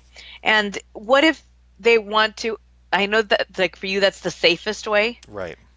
but you have people that want to actually communicate. And yeah, but like you said, that's not you got to go with the safest way, because if you don't really know what you're doing, Hmm. you know. You get a lot of people who watch an episode of, a TV show that's out today, and then they think that they're paranormal experts, and they go on to a shop and buy like a ton of gear, and then they're out in the middle of a cemetery or a haunted house. And those are usually the people I get a call from, a week later. Oh my God, what have we done? Help, help, help. And then, yeah, that's just not a good I agree. I situation. agree with what Candy's saying. I do. You forgot, but I know you do this. You just forgot to mention it. You do have to learn to protect yourself first before doing anything like that. You have Oh to learn to yeah, protect yourself first. you. I think that's the most important thing. That's a No, good I point. mean, yeah, I mean, it doesn't matter what you are gonna choose to do, whether it's EVP session or whether it's you're gonna meditate and you're gonna communicate that way, or you're gonna see what messages you're receiving. I think you do have to have that protection. You do have to protect yourself, and Mm. whether you use the white light, whether you use, I mean, whatever method of protection you use, it's very important that you do that, because yeah. Yeah, you have to, and that's a good point. I would say that I jumped ahead a step, but yeah, I'd say that protection first, and then anything that you do, you always want to protect yourself. Never use a Ouija board, and I don't care. I've had people that have come back at me about that. I'll tell you, I have never heard about anybody having a positive experience with a Ouija board, at least long term. So that's like just giving away your energy to the darkest, lowest possible entity. And I don't recommend that to anybody. Yeah, and there are people that say, oh, it's just a method of communication, and it's just a form to, it's just like using a pendulum, or it's just, people have different opinions on that. But I have heard more negative stories that come from that than I have positive stories. So Yeah, absolutely. There's a lot of people that talk about it. There's different names for Ouija boards, and originally, some people say it was spirit board. A lot of people say it was witch board. Um, that was the original name back behind it. It doesn't matter. It's just like I said. Anytime you're putting your energy into a planchette and hoping that what you're communicating with that's out there is something positive, that's not a good way to go. You don't want to do that. mm-mm, yeah, I'm with you on that. And then let's see, any more questions for you? Some There was actually people asking, "Do you do readings?" He does, but this isn't a reading show. I could think people wanted a reading show. Oh, yeah, no, this is the news, guys. We're talking about paranormal stuff, we're talking about spiritual stuff and opinions and all that kind of thing. It's a shameless plug for me if you guys do want to do a one-on-one reading, and that's really the way to go. I'm happy to do, the free readings on the show and stuff like that. But if you want a real reading, and I think people in our chat room can probably attest to this. Get in touch with me. Just go to my website. It's chrismoonpsychic.com. You'll find a little spot in there to contact me, and I'm happy to always set up a private reading for you. But that's 20 minutes just to ask any question that you want to anybody who's out there, and you usually talk to. It's not just one spirit. You usually talk to quite a few. A lot of them. Yeah, a lot Five of more spirit. came in. Seven more came in. Oh my Yeah. God! All the time. There's It just a gets bunch it of them. gets crazy. It Some does. people in our chat room, I won't throw them under the bus, but I've done private readings for them, and we've had some pretty crazy sessions where it's hard to keep up. Um, and I'm gonna say, because I've had people that have asked me before, why does he only do them for 20 minutes? Why? I mean, guys, if you watch Chris when he's doing the session, no, I don't think, no, you can't go more than that, because it takes a lot out of him. It's very draining. It's I mean, it would be kind of selfish too, like, do this and who cares how you feel, like, Yeah, I no, appreciate that. Yeah, because no. I've been on shows before where they're like, "Can you do 2 hours of readings?" I'm like, "No, I can't. I probably could, but I'd be dead afterwards. That wouldn't be such a I good situation." I do, and I get real like that, like, leave him alone, guys. He's tired. Like, Right. It does get crazy. So yeah, usually 20 to 30 minutes I'm pretty good to ask answer as many questions as possible. And the crazy thing with, like, when we do these kind of sessions, like where we've got, hundreds of people that are coming in, that's all of your energies that are out there. So if you're calling in, friends and family and spirit guides and all those different things, the way that I've kind of envision it when I'm doing it is I'm in this room, like a standard office, and it's like back to back with just spirits everywhere, and they're all pushing to get in, and I've only got my technicians that are kind of like trying to hold them off. So to me it's just total chaos. um, and you could see it, like when we're watching, you're just like, and then sometimes I feel like, okay, we could stop. Like, I feel so right. bad. Like, we're there, like, okay, guys, leave him alone. Stop, Chris, shut down. Like, It is. It's my job. I get it. It's what I'm meant to do. But yeah, for for when we do the public stuff like this, for the where we have everybody come in for readings, I try to keep it to 20 or 30 minutes because honestly, it really would hurt me after a while. So Yeah. that's why. Sorry, guys. The sirens in the background are coming from Chris. Yeah, that's me. Sorry, I live on a freeway basically, so that's kind of how it works. So, But and a little while ago, we were hearing dogs. That was also coming that's from mine Chris. too. That's my home office. You gotta love that. They're good dogs. What can I say? But yeah, as far as the reading thing goes, if you guys ever wanted me to do, the Sylvia Brown thing and kind of fake my way through the end of it, I could do that too. I could be like, I could do this, and I could sit there and go, uh-huh, yeah, definitely, yeah, oh no, uh-huh, that's real, yeah, no, yeah, yeah, you'll find love, yeah, yeah, yeah, yeah. I mean, I could do that too, but yeah, that's probably why I don't have a TV show right now, is because I don't just fake my way through it. And you have gone longer than on certain Facebook Live. Like you have gone, I mean, you've gone up to like 40 minutes before, and I could tell when I'm watching it, like I could tell that you're just, I did an hour and a half from private investigation, and I did yeah, like almost 90 minutes from the lumber baron one time. And by the time it I was over with, remember. they almost had to peel me off the spot that I was on. I was no longer there. And you were super red, red, Yeah, red, red, red. Yeah, I remember. I'm watching, and I wanted to say, "Okay, stop! Somebody tell him to stop." yeah. And I push sometimes a little bit too hard, but that's okay. I Yeah, like doing it. It's fun. It's my life. I like it.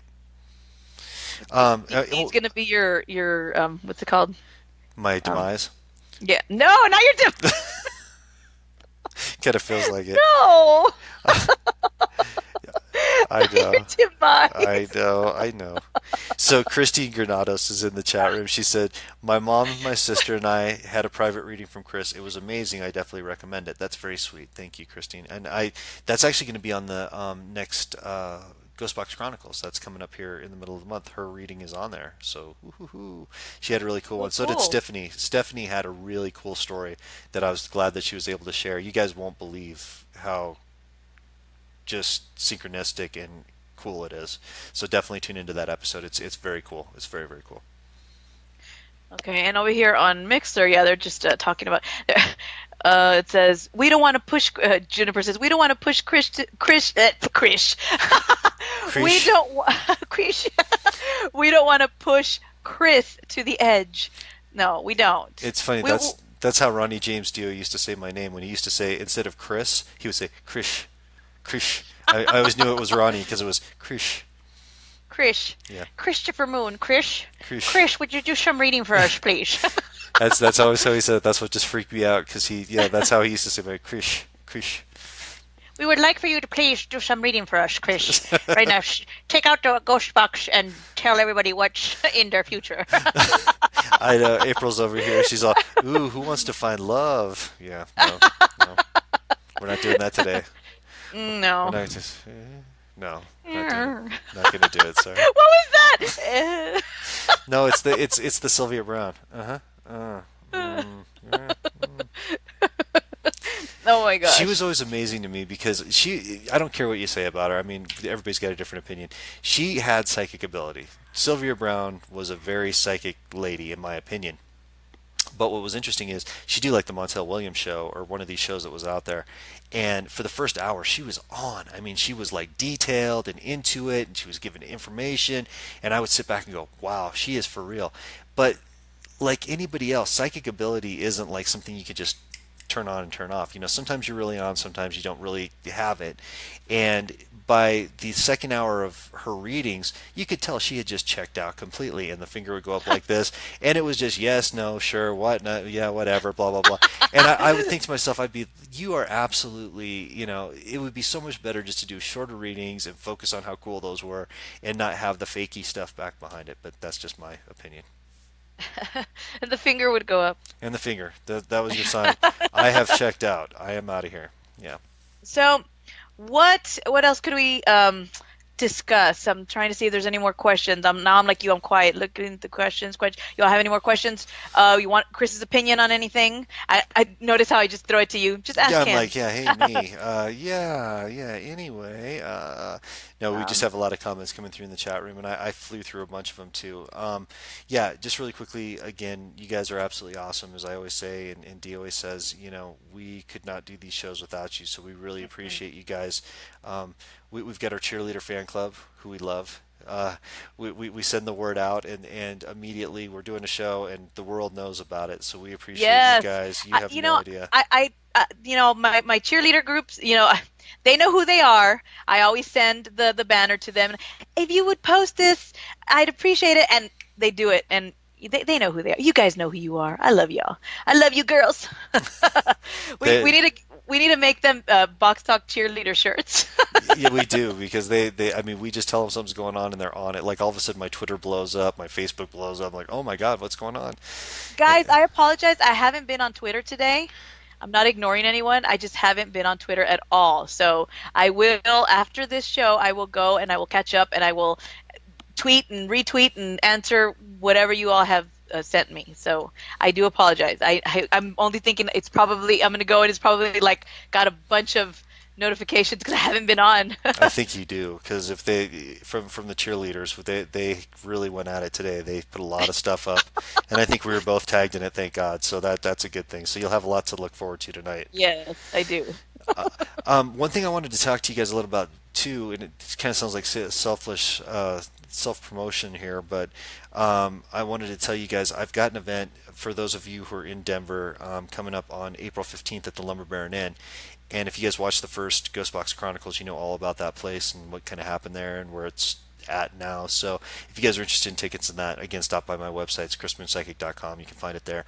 And the reason that I mentioned that is because we are going to start doing quite a few Phenomena Encountered Radio Network type of events that are coming up Yes. really soon. And we're psyched about these because they're not just going to be in one spot. They're going to be all over the country and hopefully soon all over the world, which should be really fun. So we're going to be actually speaking there. We're going to be doing broadcasts from there, ghost hunts, psychic events. My mom's going to be with me for those.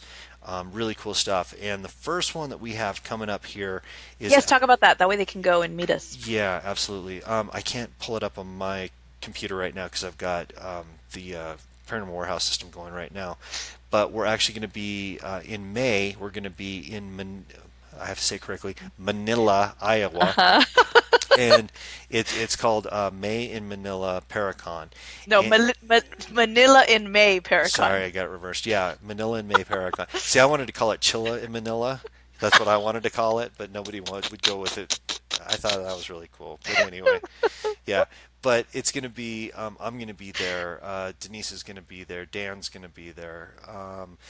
God, who else? We've got Coyote Chris Sutton is going to be Uh-huh. there. Your mom. My mom's going to be there. That's it. It's just us. It's Yeah, it's that's the first one. That's how it's all going to work, and it's uh-huh. going to be really cool because the day's going to start with at the Klondike Hotel. My mom and I are going to be doing a psychic gallery reading at the Klondike Moon Family Psychic Experience. You can hear about our crazy hereditary psychic history, and then we're actually going to be doing readings for the crowd. And then the second part of the day, we head down to the old school down there, the old haunted Hmm. school, and all of us are going to be doing some lectures, radio broadcasts, and a big.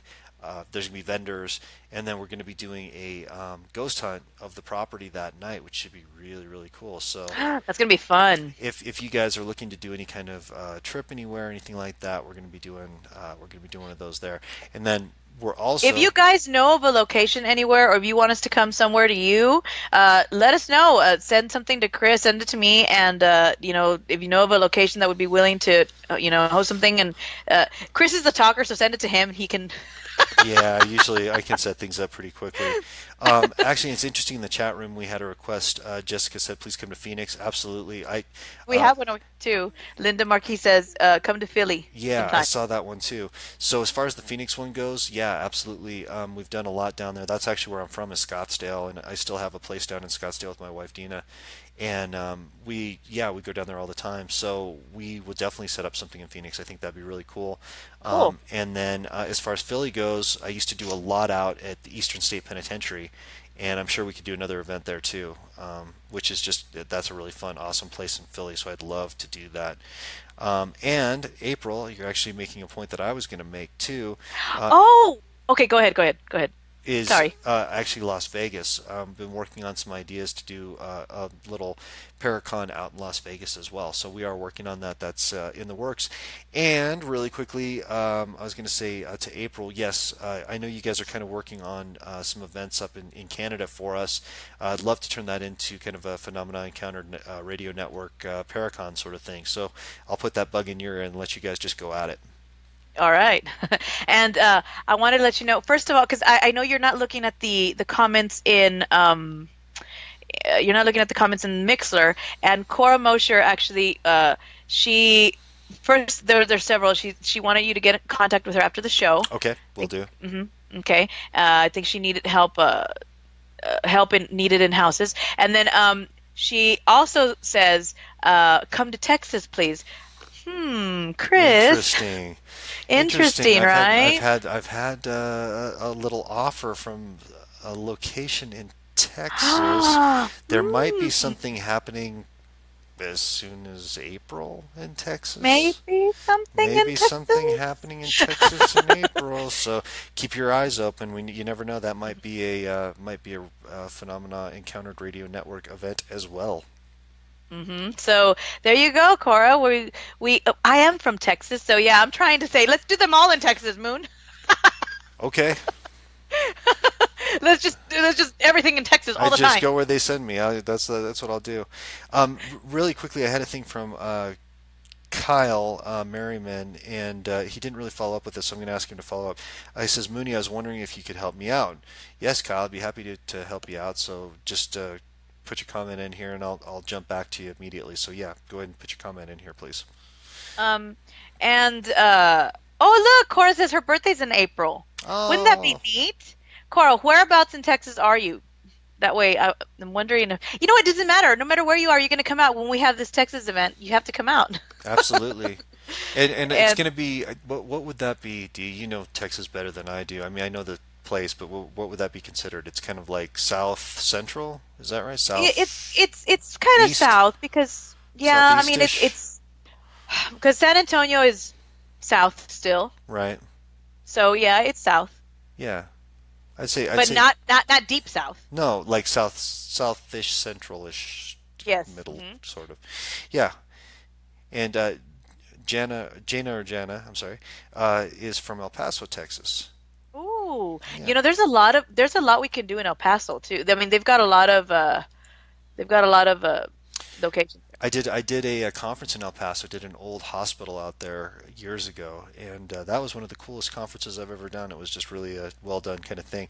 I was on the Juarez, Mexico. I was on the front page Uh-huh. of the Juarez, Mexico newspaper, and I still to this day have no idea what they said about me. Everybody told me it was positive, but they could have just tore me to shreds. But it was such a cool thing because it's the first time I ever because it was predominantly Spanish speaking. So when I was down there, I had an interpreter, literally an interpreter, and like I would be doing the box session back and forth what I understood and couldn't understand, and I was going back and forth, but and they would like relay the information that I Uh-huh. was saying, and then they were telling me the stuff. But the coolest thing that happened was over time, my technicians just got sick of it. And so eventually they would just pass on the message to me, and I was actually speaking Spanish, and I don't even know how I was speaking Spanish. I was opening up my mouth, and Spanish was coming out. That is so cool. I can't speak Spanish. I don't speak taco burrito. That's it. I can't speak Spanish.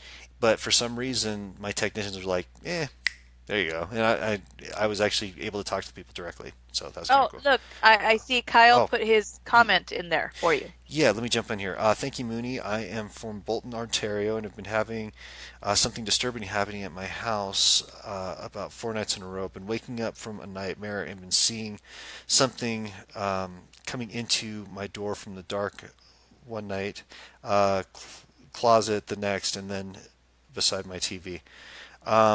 Okay. Kyle, I guess I would ask you at this point, when did you, it's really important to know when this activity started up. What was happening at the time? Did this come out of absolutely nowhere? Were you doing some paranormal investigation? Were you watching anything that had to do with the paranormal? Any cases, anything along those lines? Again, we'll jump back in. I know we're a little delayed, but we'll jump back in once I get that information back from you. There you go.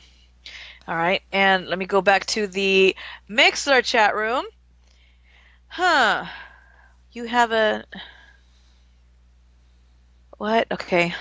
I'm going. I'm like you. I'm like way behind on here. I, Oh, guys, I went ahead and I put the link to the banner in the Mixer chat room so that you all can click on that and see it. That's the one that's happening in Manila.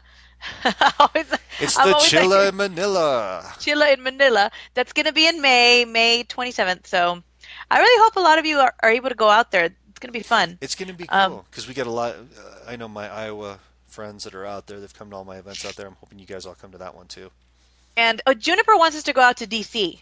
Yeah, we could definitely do DC. I was just in Baltimore recently, so we weren't too far off. But yeah, love to do that. We should do DC. That'd be cool. Oh, let's see. Candy has a question for you. She Yes, said, when? Oh my God, I do that. Oh I wasn't going to point no. it out. You did it. Oh, I never was aware of that until you and Daniel. Ugh. I need to like practice. Don't say the WHD. When? Okay, Win. there we go. When, and I'll change my voice too. When you were just out and about, what was the coolest thing you picked up on? Hmm? When I was out and about, boy, that's that's a Whenever, whenever you've been out and about, what's the coolest thing you've ever picked up on? that's a loaded question. I mean, there's been so many awesome things that have happened. My God, I don't even know where to start with that one. I don't even know where to go. Come on. The Think cool. of a moment that you were out and about. See, that's the What did part you that pick threw up me on? out. I'm rarely out and about. Or if I was in Canada, I'd be out and about.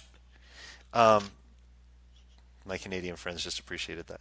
Um, no, I mean, I've just had so many great experiences. I've had frightening ones. I've had amazing ones. I've had, uh, boy, just being out and about. I'll tell you a funny story about my Okay. mom um, being out and about. When we were in New Orleans one time, did I ever tell you this story, Dee? The New Orleans Huh? story? Did I ever tell you the New No, Orleans story with my mom? you've told yes you did yes you told me the story. Okay, well, You've told me almost all your stories I already. can't. Then I won't share that story. No, share it. So, long story short, as I always say, we were Short, you said short. short. Um, when I was with Haunted Times magazine, and times got tough. If anybody remembers 2008 economy, oh my God, it was bad. Yes. So basically, people had a choice between buying bread or your magazine. They were going to buy bread.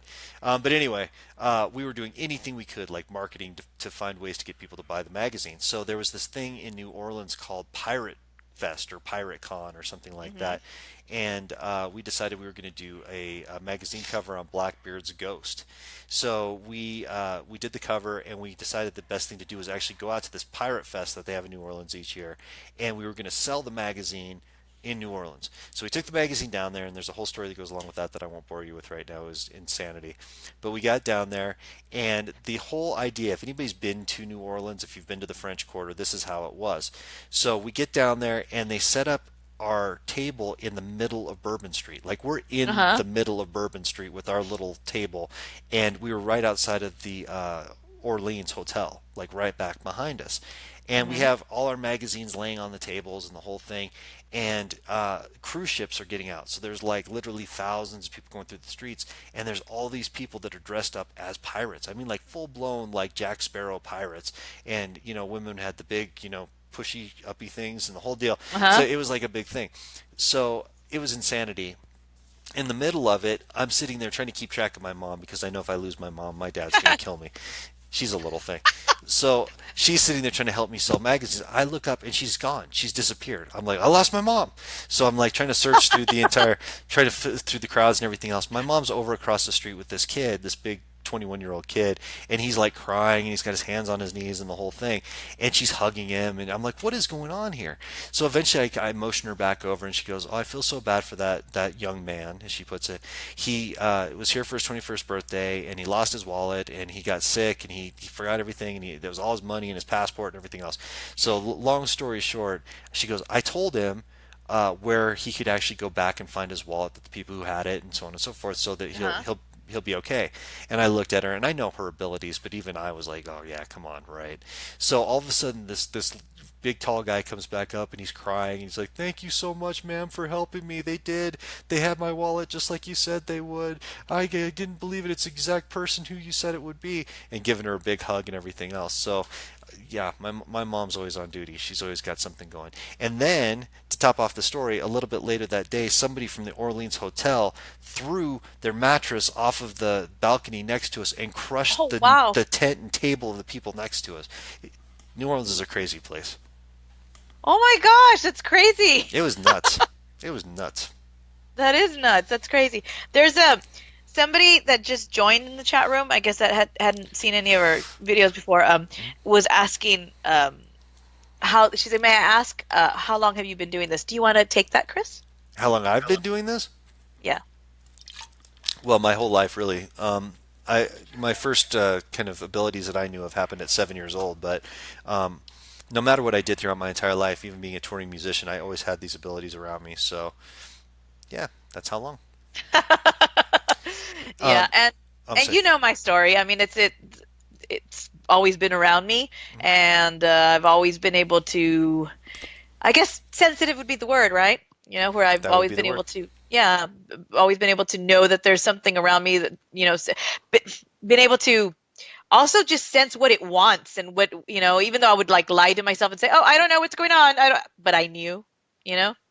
And that's Yeah, what you've told me before, like when I've told you like stories of things that are happening like recent, and you're like, you know, yeah, you don't act already like know. you That's the know. thing. Why are you Uh, asking me? I'm He like always tells me that, guys. You know, I'm just there to Go- reaffirm it because I know you already know. Uh, yeah. really quickly, I just wanted to jump over here. Janet Duncan, news about what events they are doing. I saw Chris the first time at Wichita State. Oh my God, hi. Way back when, I bet you the first time. He spoke then. Some of us went on an EVP session in a ghost box where I heard Danny. Yeah, I totally remember that ghost hunt too. I remember doing that. I've been back to Wichita State since, but I know exactly which one you're talking about. That was such a cool session. You guys, everybody who was there that night had such a great energy. I remember you guys really made it happen. It was awesome. I wanted to jump back to Kyle here because Kyle is finishing off what he told me.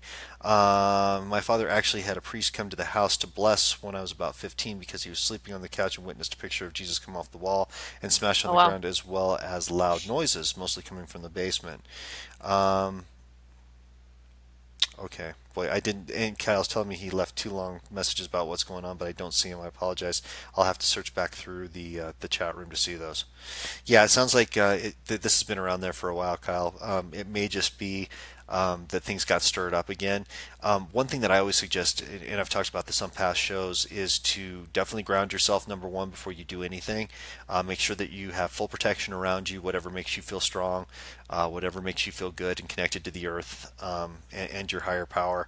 And then I do suggest doing a clearing with sage. And when you do the clearing with sage and you're burning the sage, one thing that I've seen, I think, is a mistake that people make is that they go through and they're very aggressive and leave, and Yes. I hate you, I don't want you here, get out of my house, it's not It's your got to house. be respectful. It has to be respectful, and the key to it too that I've found is that you have to send it back with love, as crazy as that sounds. So think about the most dark evil thing that you possibly can. Think about forgiving it, and think about sending it back to the universe with full love and respect. Yeah, because Because you want to try to transmute that energy and right. change it. And you never want to take on the hatred for what it's done to you or how it makes you feel or what frightened you. You always want to say, I forgive you, I release you back into the universe, and I hope that you find peace and forgiveness. Because at that point, that's no trail for you. You haven't put Hmm. any imprint on your soul, on your energy. So always forgive it and send it back into the light. That's very, very important. Hmm.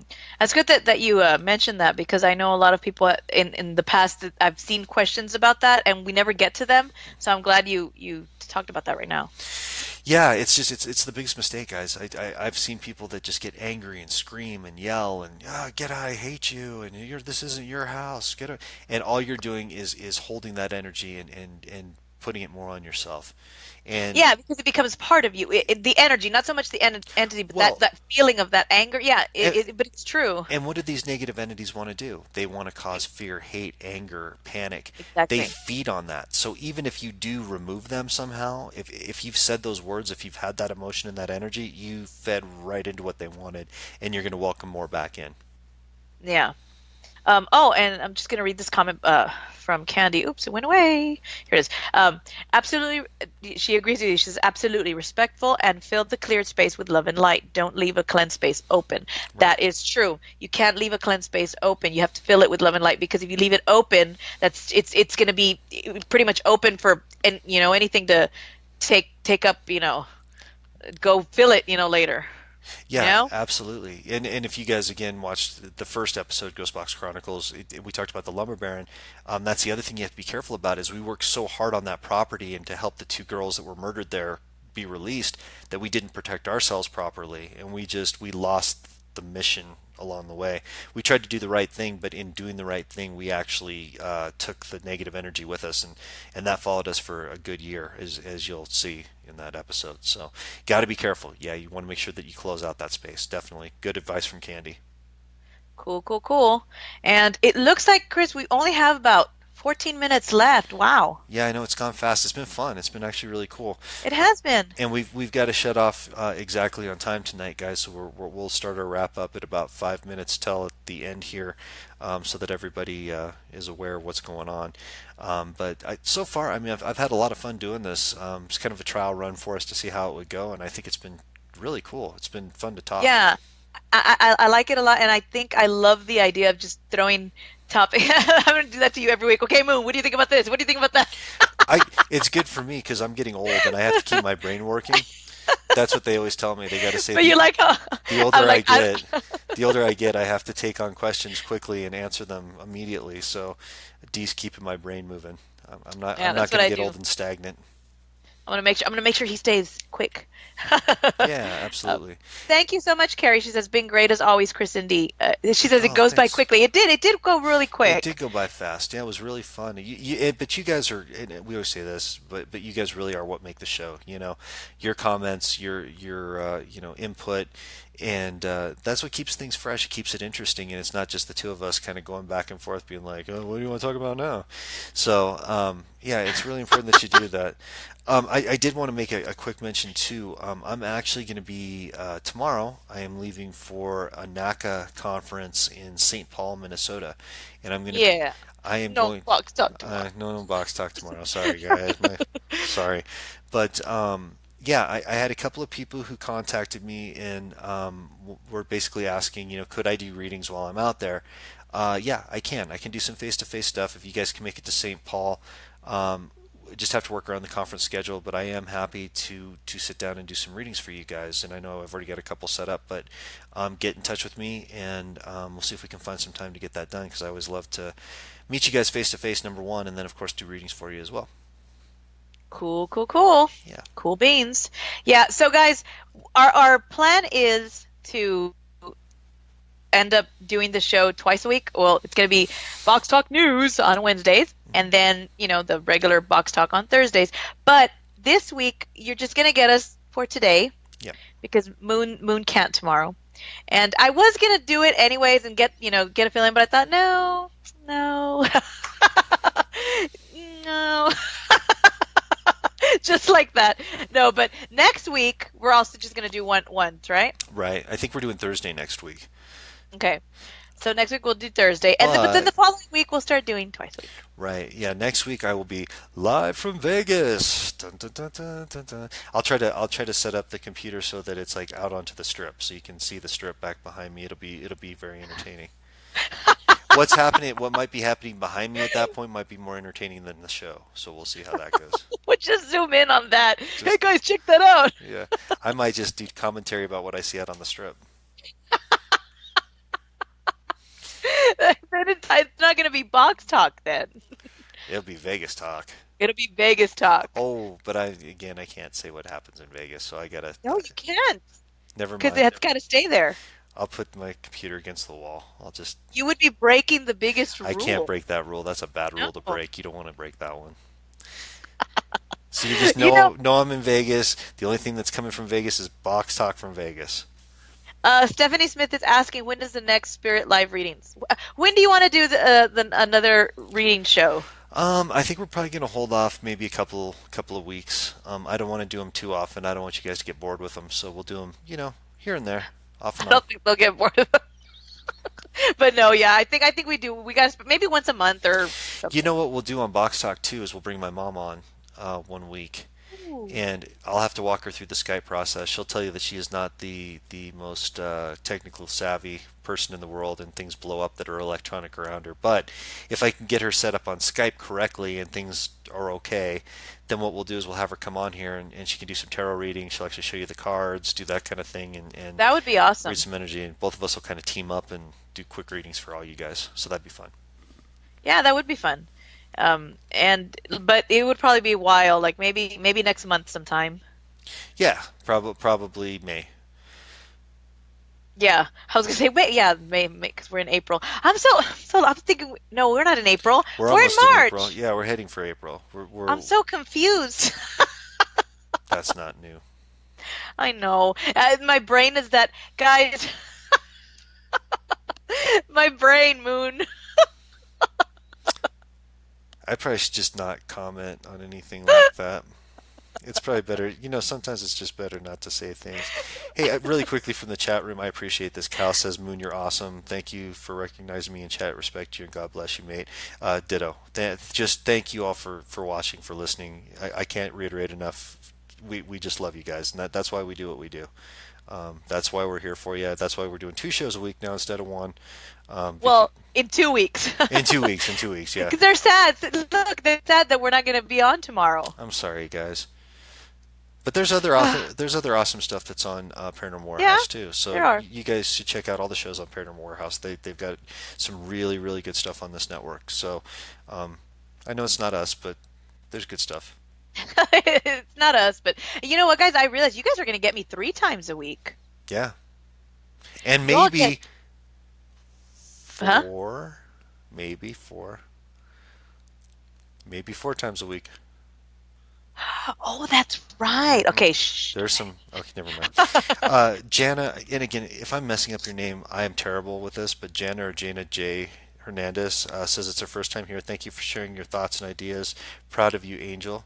Um, very sweet. I don't know who Angel is, you or me, but I'm going to take it as me because I thought that was really sweet. No, it's me. I'm an angel, I am too, sort of. but I'm like very angelic.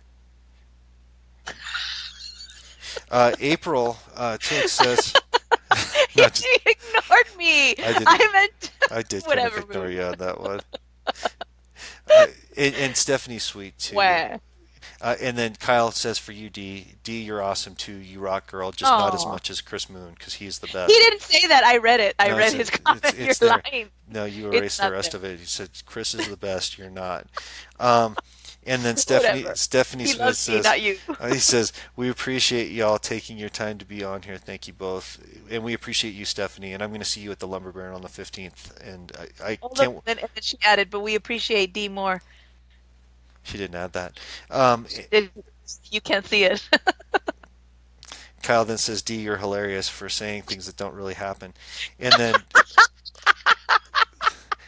then Jenna says, I call everyone angel. There's a reason. So Especially D. we're no, we're both angels. Okay. I as a program note, we have the I don't want to mess up the name of the show. What's the show that's following us? Ectoplasm. Do you have Yes. it? Yeah, the ectoplasm show. The ectoplasm show is coming up right after this one, guys, and I want to make sure that unless you have someplace you got to be, make sure to hang out for that show because it's Yeah. coming on next. And I haven't had a chance to see it yet, but I've heard really good things about it. People talk a hmm lot about that show, so Josh um, heard, and he's really good. So yeah, definitely hang out and check them out as well. And oh, look, Stephanie says my laugh is infectious. Did you hear that? Where'd you go, Moon? I fake froze on you. Why'd you do that? because I wanted you to have an uncomfortable You know what moment. that does? And I was almost freaking out, like, oh no, Moon, you froze, and we're alive, and we're about to go and turn up, and then we get 6 minutes. Oh my God. Oh no, So how dare you? I'm sorry about that. So Oh, Kyle, I love you too, Kyle. Look, see, he loves us all. Moon, D, and Daniel, you're the heart of. Bleh, I can't read. heart and Heart and soul, this you went show away. and the best show in the world. That's awesome, Oh, Kyle. We that thank means a you. lot. We really It mean that a does. lot. We really, really do. And yeah, guys, you are just absolutely awesome. And I think I'm going to go ahead and make a declaration right now God, because no, it's not bad. It's not bad. I'm making a declaration because we this will be the first time from the beginning to end that we've made everything work together. We've had Mixler work, we've had Paranormal Warehouse, we've had sound on both sides. Everything worked out really, really well. And that's a just so you, sign. yeah, it is a sign. Hmm. And just wanted to let you know that next time around, I believe, if not next time, the time after, I know you guys on Paranormal Warehouse don't get that intro that we have over on Mixler, but we're actually going to work it out so you'll be able to hear it over here too. So it's not just the two of us sitting silently waiting for the intro to kick in and be Just done. like this, awkward, staring. Right, right. Yeah, exactly. We're kind of like, and I type in the chat room, hang out, everybody. Have to wait for the intro to play over on Mixler. And they don't know why I'm, because I can hear the intro. They don't know why I'm doing this. Like, I'm bobbing up and down. Like, Right? Yeah, she's into it. She's into my old music. So that's how that works. thank you, thank you, Junie. She says D is amazing, and Mooney is bubbly. You're bubbly. Oh, I'll take You're bubbly. so I'll bubbly. take bubbly. We've got We love you too, Candy. yes, we do, and we've got Jason from Ecto. He's already getting ready to jump on the air. He's gonna put on a great show for you guys. So make sure you hang out. Um, all right, guys. Once again, I just want to say, in closing on my part, there's stuff that's been going on in the paranormal that's been kind of messed up Yeah. for a long time. But our show, what we're trying to do is preach the love. We're trying to get people doing the right things in this and everything else that they do. So, you know, one of our good friends Yes. of the show and personally was supposed to be on a show and was promised that he had a big part in the show, had a big viewing party, invited all of his friends out, and then when the show aired, his part was completely cut out of it. And I just want to say, from my, not on behalf of the network or anything like that, my personal opinion on this, I just think that's messed up. And I want to say, everybody has this weird, not everybody, but there's a lot of people out there who have this weird jealous, mean thing going on right now, and I just wish that that would stop. I really wish that people would do things for the right reasons, and if they make a promise to people, that they would follow through with it, and the pettiness would go out the window. So, Hmm. Mike, love from us, love from me. Just letting you know how that feels. Been there, done that, and know that we would never do that to you. And yeah, Mike, just I just want to say to Mike that he's got our 100% support. We've got his back, and I definitely, I also, I felt really bad when I saw that happen, because he's a very, very good friend. He's one of my best friends.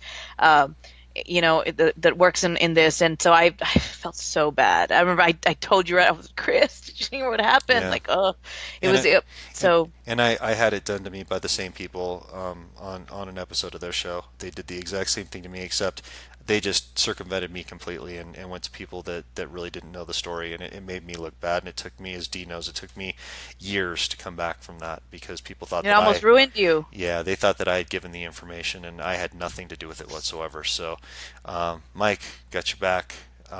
People out there in the industry, I don't care if it's a major TV network, a web series, a radio show, whatever it is, just be nice to each other. Just be cool to each other. Yeah. There's no reason to have this weird competition going on. Just do it for the right reasons, and try to love each other, try to support each other. That's what we're trying to preach here. All right, we got to sign off of Paranormal Yes, we Warehouse do. So, hey guys, thank you again from my side. I love you all, and we'll see you next Thursday night. next Thursday night, 8:30. Bye, guys. Bye bye, guys.